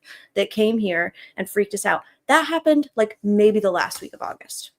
What did they get freaked out about? His big pants? It's like, dude, there's a 5'5" gentleman here with really big pants. Motherfucker, get your shit taken in, bro. It ain't that is unbecoming of a gentleman. He needs to go to a tailor. He needs to just, yeah, tailor or anybody with scissors will do better. Yeah, so okay, here's my shit. Okay, let me pop off here. Okay. I don't necessarily disagree with you, right? I think that's completely reasonable. I just think something different. And I just think that, something to me is like, for Liggett, the Klein thing, maybe he thought like the Klein thing would be good and come through for him in the clutch to get that, to win the election. But at that time, like he was still maybe unopposed during a lot of that, right? Because Pinkert didn't come in until even after the primaries. Unopposed, but he was under serious investigation. Don't forget. Liggett was? Yeah. Yes. Oh yeah, the special prosecutor, the special counsel. Yeah. Right. But I don't think that. No, and the ISP anti-corruption, which is hilarious, but they like at least two separate entities were whether or not he was ever actually at risk of anything, because they're all, whatever. They don't investigate their own. But like he was just factually under investigation by those two entities, which couldn't have been like super cozy. Okay, so here's this is the reason why I think this. Yeah. So you'd mentioned what are the statistics of them finding that tip, right? Mm-hmm. And then Criminal Network says the 25 states and federal agencies couldn't find it for over 5 years. It's a shitty tip. Yeah. Like that tip is shit. Yeah, it's not the tip does not solve the crime. So like I don't think what is this statistically like probability of them finding a tip that solved the crime? Well, fucking zero, because I don't think anyone's got a tip that solves the crime. Right. So like it hasn't happened. Right. And so I don't think that tip solved the crime. So they made hella shit out of that tip. Yeah. I mean, yeah, they put a square peg in a round hole. And I'm not talking about a smaller square peg that fits inside of a round hole. I'm talking about the same, diameter. Because some square pegs, they fit in, larger round holes. Yeah. They just like, yeah. Yeah, it's not perfect, but they do. It does work. Oh, yeah, they can fit. Mm-hmm. Yeah, so I just think that, plus, what do you think about this? How much, let's say, remove the election fraud, all that shit, right? Yeah. How much do you think the Klein theory was something that Liggett was really the foreperson for it. And let me preface that real quick. So you feel like at work when you like fuck up, right? You're like, who am I gonna blame for this? Right? Yeah. Like immediately. Immediately you do something slightly wrong, you're like, fucking Jeremiah was over here with Pennington. Like those fuckers, like I can say I didn't know that because, it was just Jeremiah Pennington. And so I feel like looking at how law enforcement has acted in this case, you have to really suss out what, like, who is the Jeremiah and Pennington in somebody's perspective. That they can just go, yeah, well, that was their shit. I still see Liggett during that period of time that after the Klein fuck up, he could be like, yeah, that was Vito and Holman. Like, I didn't think he was a 100%. great suspect. So like, I don't even know how invested he was in that outcome. If it was the perfect outcome, is he going to get all the credit for it? Is he going to get half the credit that Holman and Cheeto got for it? I don't know. He got elected. Well, yeah, I know for sure. Well, I'm saying without the election, in a hypothetical situation that doesn't exist, that we can't recreate, what do you think? Like, how much? Say he wasn't running. What was his pull? His percentage of the ownership of a successful outcome would he have gotten? Well, I guess it depends on, like, do you mean like legitimately, or like how much could he like technically claim? Or do you mean like how much actual part to play did he have? I just mean like in the his bravado amongst law enforcement in Indiana. Like, how much is his stock going to go up as an investigator? Is everyone going to say, well, yeah, the Liggett was involved, but that's like Holman and Cheeto's thing? I think that this is just my opinion. I think Liggett is the kind of person who would do something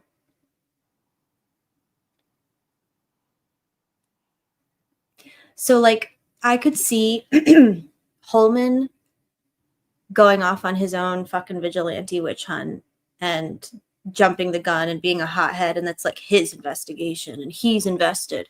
But like I could see Liggett doing something shady and not telling fucking anybody, even his own investigators. That's how I see Liggett. I could see Liggett planting a tip sheet and not telling anybody about it and just hoping that, like, that's the kind of man he is. I'm not guessing. I know for a fact. Not that he did that, but like this is the kind of dude that Liggett is. So you have to ask yourself, does Liggett care about what a bunch of like politicians and no, but does he care about like what his degenerate groupies think about him? Like, yeah, he's a criminal. So he has a lot of pull in Carroll County. It's remarkable the amount of pull this man has, but he's very under the radar. Like, that's why, I mean, he pretty much, did he even testify during trial? I don't remember. Did he? Was it like notable? The video. Yes, it was pretty notable. The video said that. Actually, I think it was probably one of the fucking things Remind that. me. Oh, he just said that he listened to it 100 times with big Bose headphones. Right. Yeah, that was pretty fucking bad. That was pretty bad. So I get what you're saying. I regardless of how much power he had, he was allegedly losing that election. So Sure. I don't know if it was really, the deep state wasn't coming through in the clutch for him or something then. But it's hard to say too. Probably, like, how can you forecast a small town election like that? Really,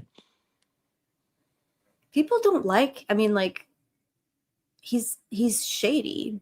He's literally he's a crooked cop. Like, that's just the kind of person he is, and people know that. But I think that they don't want to disrupt the status quo, especially when, like, can you imagine you finally get in a. There was just no way that he was going to lose that election, dude. No way. There's just no way. And I realize it's like the arrest benefited everybody. Honestly, everybody had something to gain from it. I disagree. I do think he's dumpy, and I think that he's a bitch, and I think he's cowardly, but That covers he's done it. a lot of what? That kind of covers it. Then. No, I don't think I disagree with most people's stance on Liggett.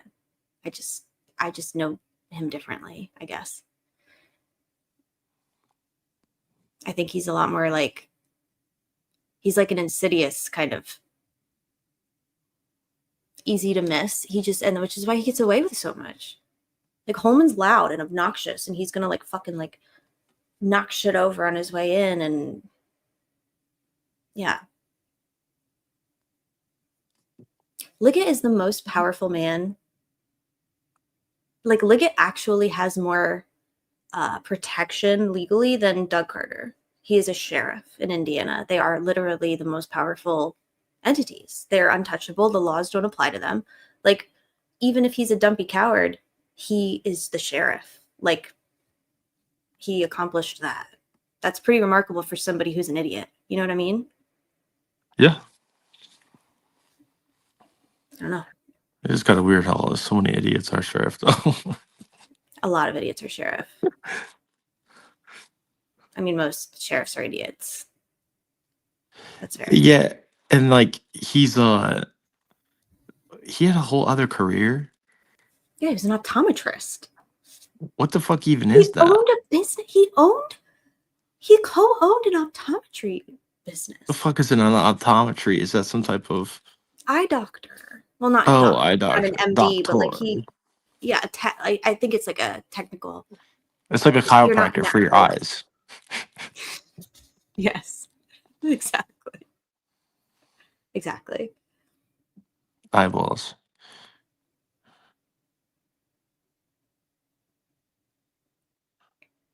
So he makes the glasses. Yo. Oh, go ahead, sorry. No, it's okay. Sorry, I was just reading. Travis, was there a contested DA race? No, because Nick was appointed. So Nick was preordained. So Ives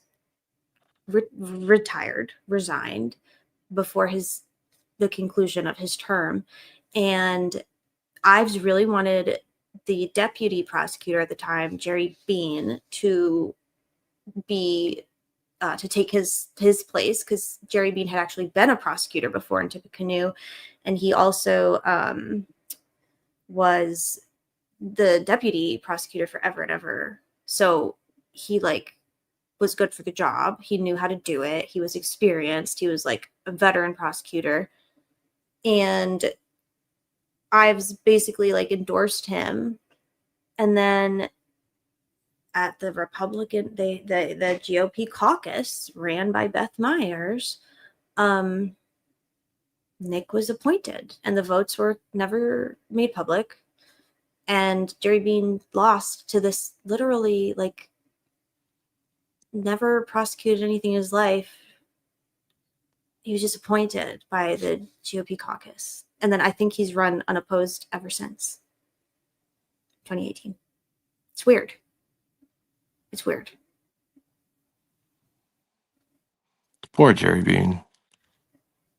He's the Merrick Garland of Carroll County prosecutors. It probably was the best thing that ever happened to him, to be honest. Yeah, the criminal network just say Jerry Bean was the judge in Ron Logan's case. He was Jay Bean, brother. He was the prosecuting attorney on Ron's probation. Yeah, his habitual offender, his felony case. Yeah. He probably was prosecuting that.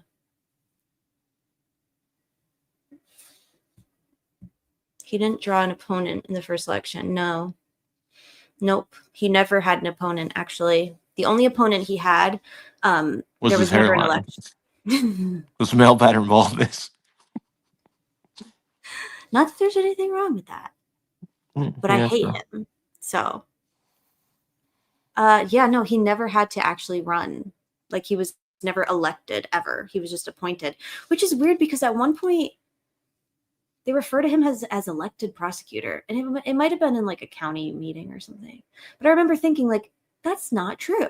He's never been elected. I mean, he was elected because he ran unopposed, but he's never been elected like in a contested, whatchamacallit, Election. you know? Yeah, election. He was a shoo-in. You little shoo-in. Anyway, that's my spiel. Anyway, I think that the Rick Allen tip came at a very convenient time. I think that whether it was strategically planted for Kathy to find or strategically made into something it wasn't, like, it's just going to take a lot more to convince me that just happened to be there in her desk drawer and she happened to find it that day and they happened to make a thing out of it and it happened to be malleable enough to lead to an arrest and conviction, especially because he's not the guy. So it doesn't make any fucking sense. It just doesn't. Like, so many people had to bend over to make this happen. You know, so many people had to bend over to make this happen, dude. And I don't even think there's some grand conspiracy. I think that they all just benefited from it. I do love the theory though, because it's like Liggett just fucking found a shitty tip and was like, yeah, dude, this is the one, dude.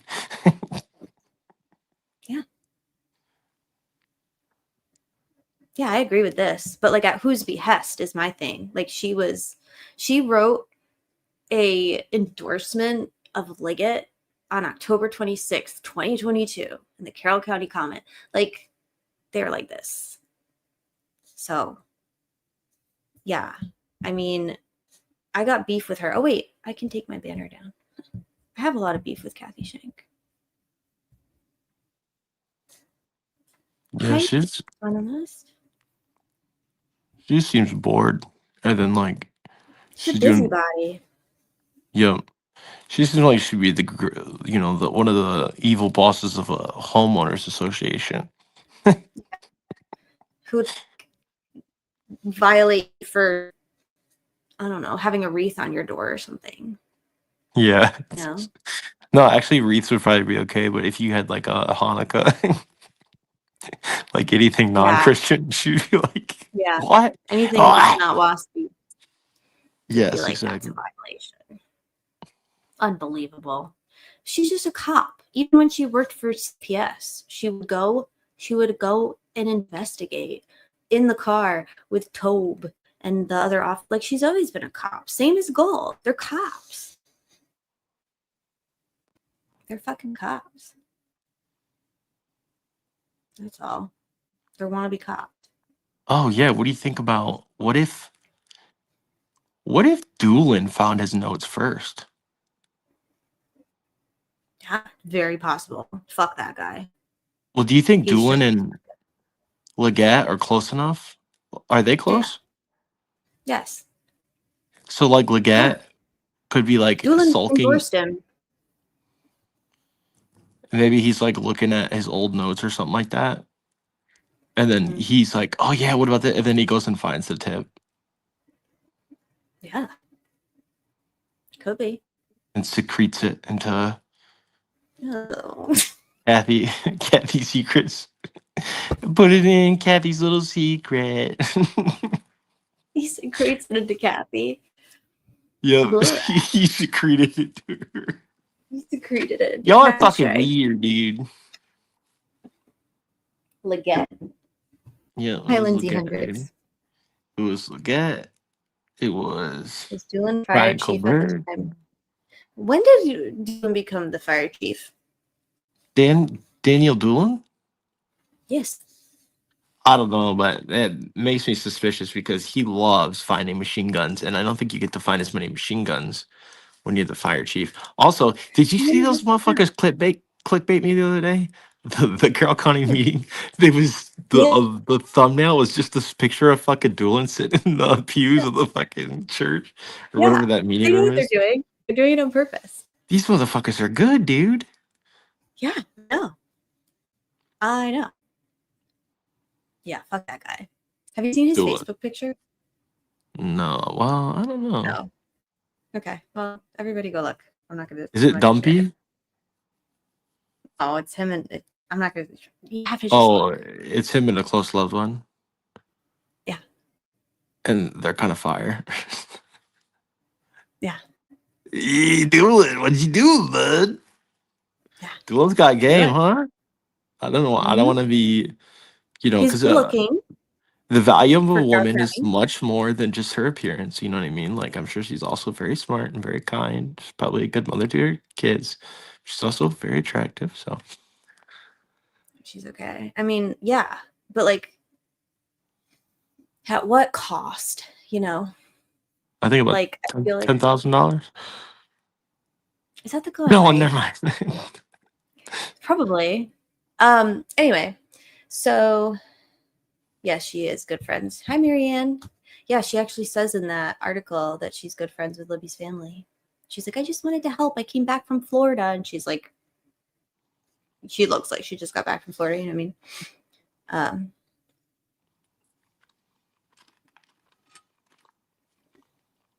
Well, now the lead investigator for the prosecutor's office. Yeah. It's like there's like 7 men in this county that can like do things. So they think. So they just keep recycling and circulating them. How fucking old is Mullen, dude? Let's guess. Let's take guesses. I think he's 55.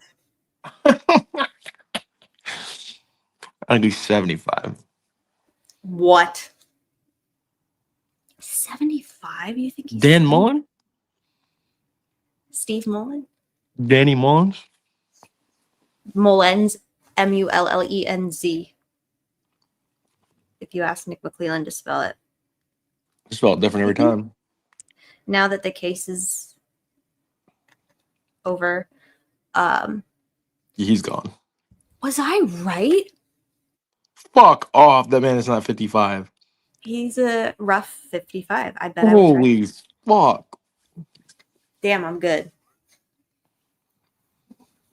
Wow. Yeah, evil makes you age. For sure. Wow. Mm-hmm. Yeah, I look when you're young. evil, I'm you age. evil, dude. Both of those statements are true. You are definitely evil. And I feel like I'm Thank you. no, I look like a really? K-pop star, you know? Very young and boyish. Yeah, but more low Asian. True. Mm-hmm. 65. He's 65. Please tell us that you're having a storm and that your power didn't just go out. Don't like that. So he's 65. He graduated in. Mandy says, ew, a scaly 55. The scaliest. How corruption works. Yeah. The same handful of men. Yep. So I just think that it's absurd.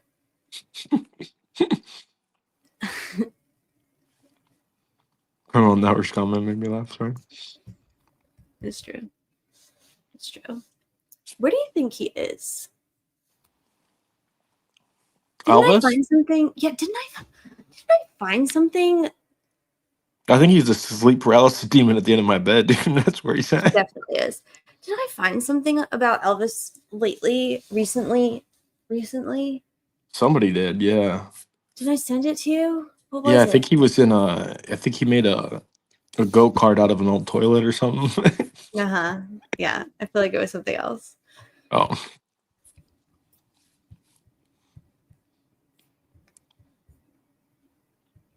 No, he has a daughter. Oh, no. Shut up. What? Should I not say that? No, it's horrifying. He has a daughter who, for some reason, in 2018, File for emancipation? for emancipation from him? Yeah. Dude, I'm not gonna lie. I definitely thought that was somebody filing emancipation for him. Oh my god. He's not that. He's young. cognitively impaired. Like it really benefits, it behooves the Unified Command Task Force greatly to frame Elvis as like an invalid. Like he's not. He's not. He's You've not. been seeing him on the side? He lives alone. He builds shit. He works. He has a daughter. He was at one time paying child support, and then he stopped, and then he got arrested and put in jail for not paying child support. But like, he's not like this like incredibly developmentally disabled individual who's not capable of like good or evil. Like he's literally not. They're just framing him as if he's like some incapable idiot because it benefits them to discount him. Didn't they say he was like 70 IQ? I don't know, but don't you? That not would be believe in IQ like anyway? what? But you don't believe in IQ. Well, once you beat it, you know. No, I think I believe in IQ as like I feel like it was a tool for racism for a long time. Oops, he said it. Yeah, like everything else. Right. So I do believe in it in like the sense that if you're 70 IQ, you're gonna have a pretty significant cognitive defect that's gonna be disabling for your life. I Okay. definitely don't think he was that. Like, But what? Yeah. like saying he's 70 IQ, that would be like you would read like you couldn't read. Yeah. I don't know. I don't really have like a conceptualization. Like my entire conceptualization of IQ comes from Forrest Gump. How many IQ is Forrest? Like 1 point higher than like what they would in the movie. I think they refer to it as like the R word. I don't know, but like 1 point higher? Yeah. Couldn't get him, huh? He survived it. He thrived. He was a millionaire. Dude, could you imagine that 1 point? How much that matters? one less point. Elvis also has possession and drug offenses. So, okay, maybe his cognition has to do with the fact that he's on drug. Like, there's a lot of reasons. I just feel like it's too convenient for them to discount him and make him out to be like some incapable. Like, you can have a 70 IQ and still commit crimes. Like, what does that have to do with anything? You know what I mean? Anything. You don't know fucking anything. I agree with this. He is not like, there's a lot more that goes into intelligence than intelligence.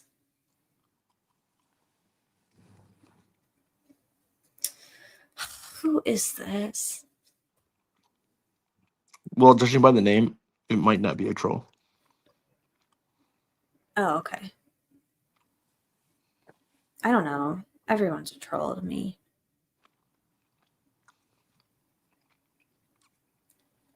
Hello, not over at all. I agree with you. It is not over at all. But your great icon, your great profile picture, it's a little scary to us over here. We're very sensitive. We don't like meanies. No, not a troll. Do we care about I feel like people care about the video, right? The bridge guy video, the interpolation. Yeah. Okay. So I'm going to share. Can you share it? I'm on my phone. Okay. I'm going to do it this way. I'm just going to be glitchy for 1 second. Glitch out, dude. Zip codes are more accurate than IQ. That's fucking... I thought you were joking for a second, then I thought about it, and yeah, true.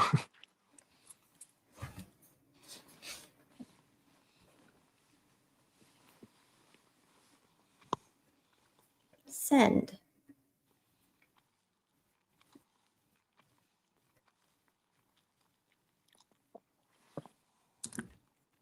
Young Black Economist says, it just measures aptitude, and school grades are better for that. School grades are also not comparable across location, but why would it be easy? You can easily, though, thanks to econometrics. I figured you'd be a good person on that topic.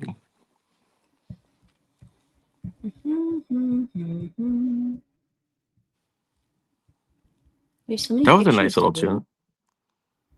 Oh, you could hear me? I thought I was muted. No, I thought it was nice. Oh, okay. Question. Thanks. Did they show the jury A and W Converse shoes in trial? Abby Williams.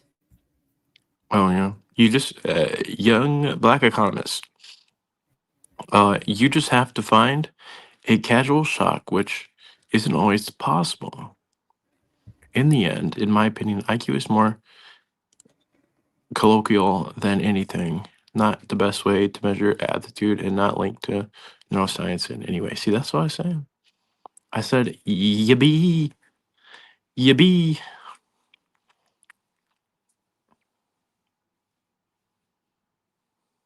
I'm just.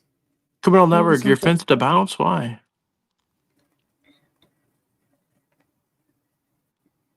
Okay. So this says, let's do a bridge cut. So this picture, how do I hide this? Oh, God. Okay. So just the people like this, DB. Okay. They like the bridge guy stuff. So here's a picture taken on March 10th, 2017.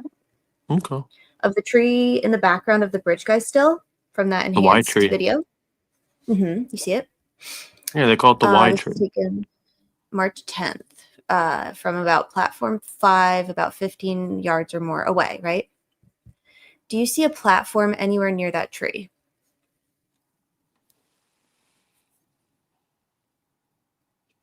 No. Okay. So then there appears to be a platform in this picture, right? Platform 5. Okay. This is the tree, and there's platform 5, and that's from the enhanced video. So that doesn't make any sense. There's no platform there, but there is in this picture. Look at they've fucked I'm with looking. it so much. Oh, okay.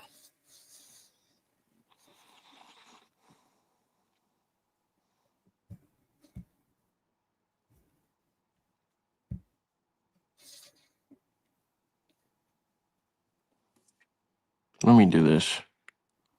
Go to brands, right? Look at all the pictures in here. There's so many.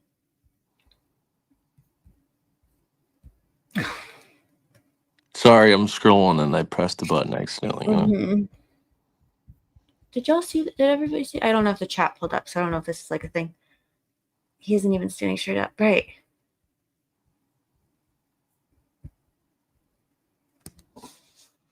So, okay. What do you...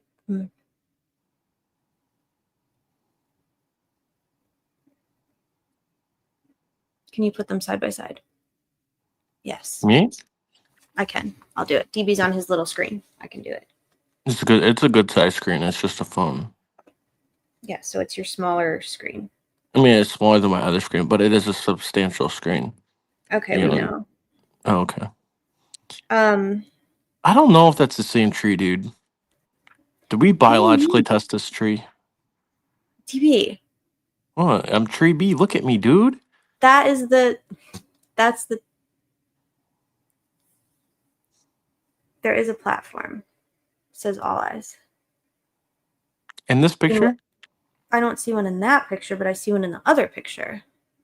In this picture? Yeah. There's a Wait, platform. I don't see a platform. That's no eyes on Delphi right there. If you see a platform on that. Do you mean on the right side? No, Because they could have mirrored it.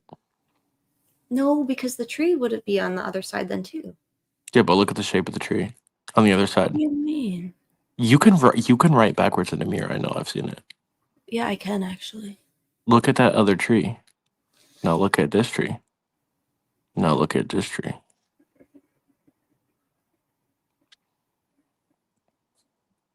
Okay, so I don't see a platform in that picture. Do you see one on the right side though? Yeah. I feel like that's about where it should have been on the left side. Is this the clearest picture you got? Fuck no. It is Probably the not. same tree and there is no platform. Is it? Yeah, I don't, and I do see a platform there, right?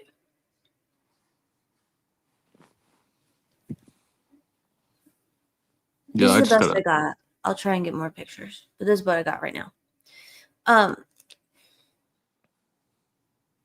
It's too hard without being able to. It's going the other way. Picture is taken from platform 5, and there is no platform on that side. Okay, but there is definitely a platform in this picture of Bridge Guy. So it's an interpolated mess, basically. They Franken clipped and Franken jigsawed this together. Yeah, to I make him literally look cannot wait to closer. get the original if it ever comes out. To make him look closer. Yeah. Well, that's one of the things about interpolation. It's the dynamic perspective that can be messed up, like the area behind something that as it moves, it puts artifacts in the Right. frame. So it could have just like Franken spliced a piece of the platform there that's not really there. That maybe not so much, but I don't know. I'm gonna have to reference my full 3D model of the bridge. Your to scale model. Yeah. So my thing is like, show the other pic again. So this is where he's standing, right? Right in front of that tree on the left. Okay, so it almost looks like, hear me out. Mm-hmm. I have some serious questions about. Yeah, I have some serious questions. Yeah. Oh, that's the wrong. Still, quit it. Hold on. I have serious questions about like the directionality of Bridge Guy. Is he walking north to south, or is he walking south to north? Or like, I don't trust anything. I don't. No, don't. I don't. For sure don't. You don't either? No. No. Well, I want that video. I'm trying to get it. How you? Okay. Get it for us, would you? Yep. I need it. I'm gonna ask the Carroll County auditor for it. You're gonna ask who? The auditor? The Carroll County auditor. Yeah, you should ask her. Frankenbitted. Yeah, for sure. I feel like they were constantly playing a magic trick on everyone with all their shady shit. Look at All Eyes post. Where? On the Twitter, on the YouTube, where? Didn't they find 3 matching Converse shoes? So the thing with the shoes, they found one of Libby's shoes in the water on here.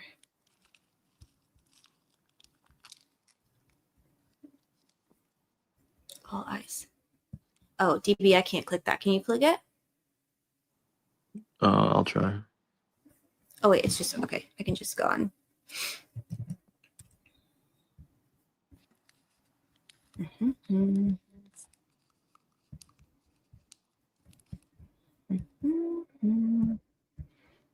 Mm-hmm. Yeah, I agree with this. The jury should never have seen the enhanced. I totally agree. Oh, my shit's freezing.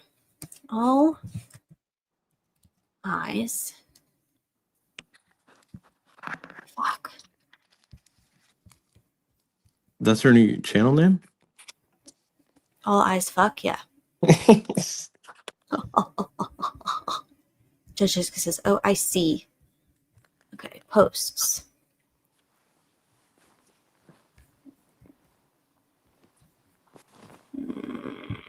I can't. Okay, when is this one from? Because then I can find it from like community tab. So when is this from? So I know which one. Probably the Dave McCain. Gonna need to see. No. Oops. No, you're good. I was trying to see if I can copy it. If I just have the like how many days ago or date, then I can know which one. Judge Jessica. Definitely the jury. Definitely. Elvis seems to be pretty smart, if you ask me. He's avoided apprehension and suspicion. I put the link in private chat. Okay, got it.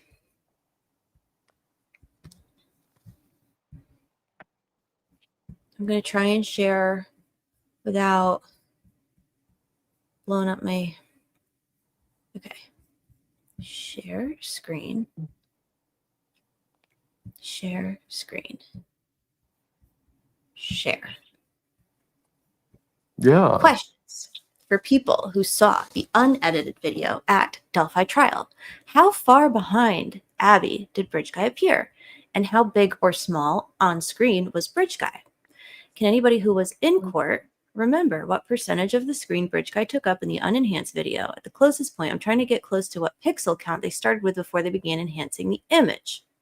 Oh god, this is the Bob thread. What Bob? Bob's like, oh, I don't know what was in the video. Oh, I'm yeah. too busy focusing on it. Yeah. He's taking notes and stuff.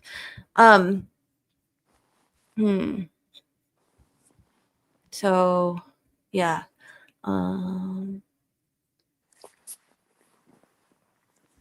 Yeah, I really want to know the answer to this. Has anybody, did we ask, that picture is a screenshot from a video taken in April 2017 from where Libby was standing. Yeah, did we ask Andrea? I can ask Andrea. I'll ask Andrea. I'll say, Andrea, draw on this, because if someone could just draw, on it, like how big he was, that feels fairly doable. So I'll ask her. Where's the Y tree at? So it's right. Yeah, where's the Y tree at in this picture? Interesting. Behind the platform? What platform? Jessica's doing this her platform. rules. Yeah.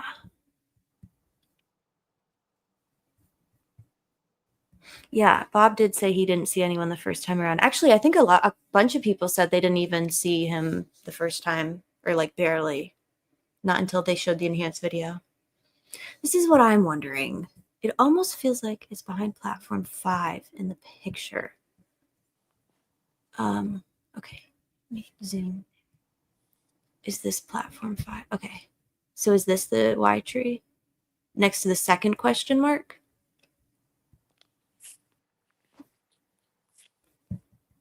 Platform 4 and 5. Yeah.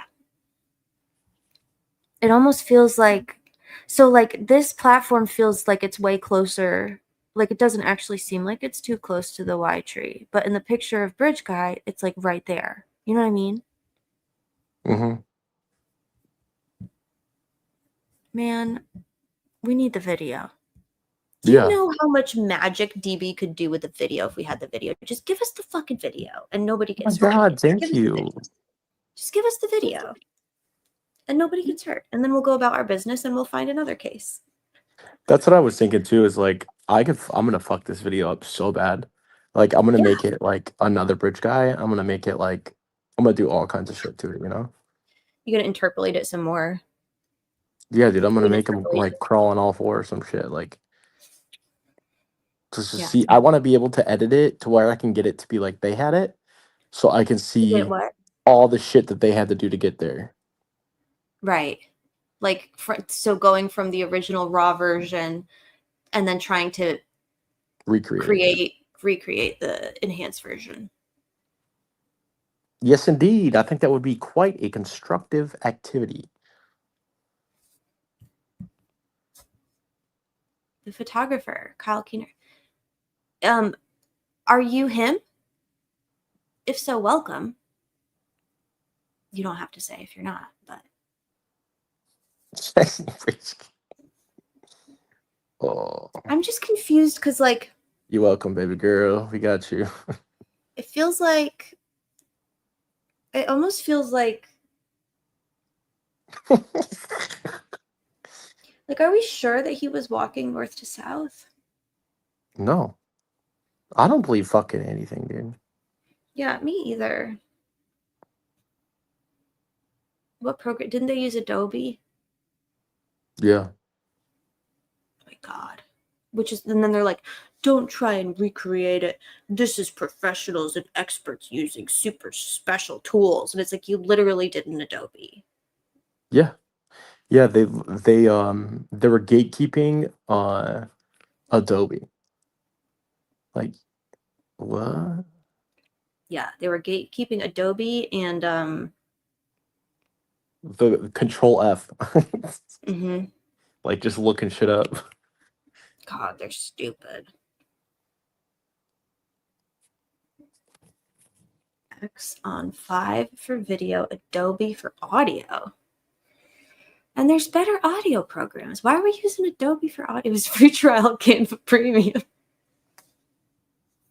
Probably. If they used CapCut, it'd be a different conversation. No, always. I actually disagree. I don't think that's true.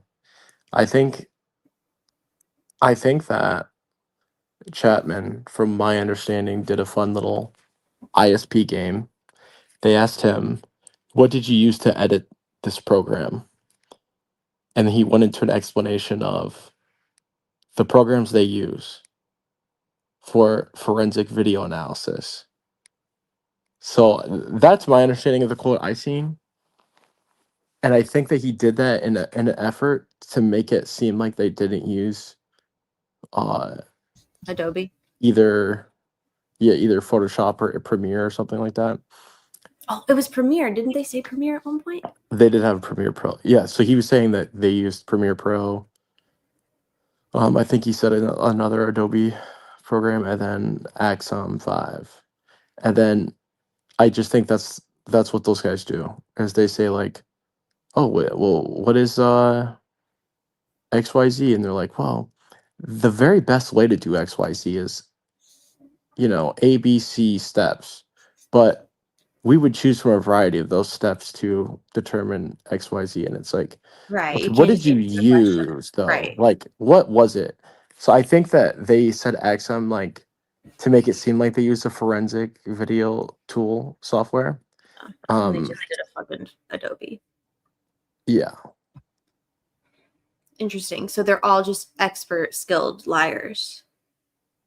Yeah, because this guy Chapman is he's he's a photographer in his spare time.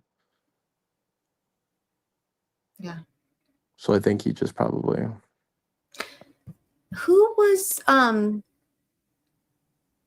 the No, it's not that easy. they did DB?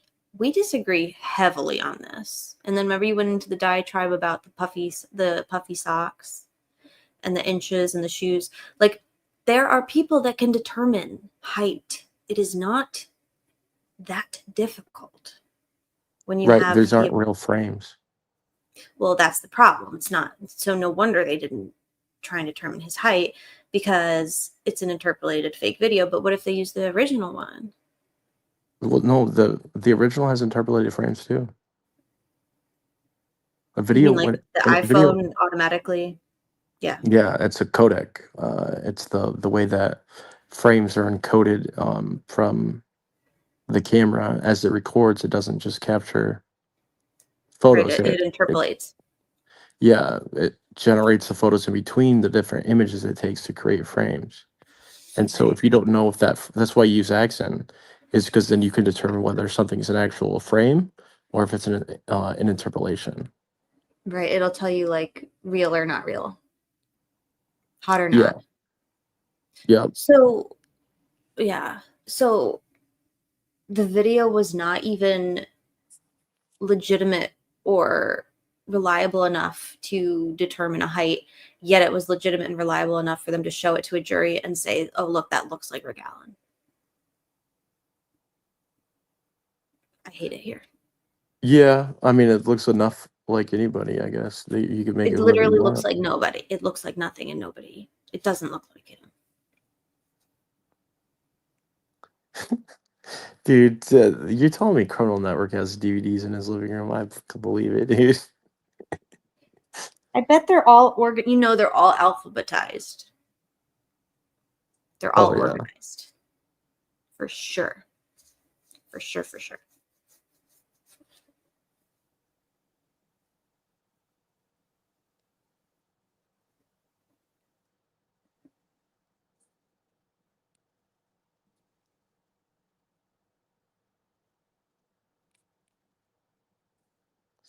So you think Well, go ahead. they have an accurate measurement? Somebody has an accurate measurement of the height from that video? No.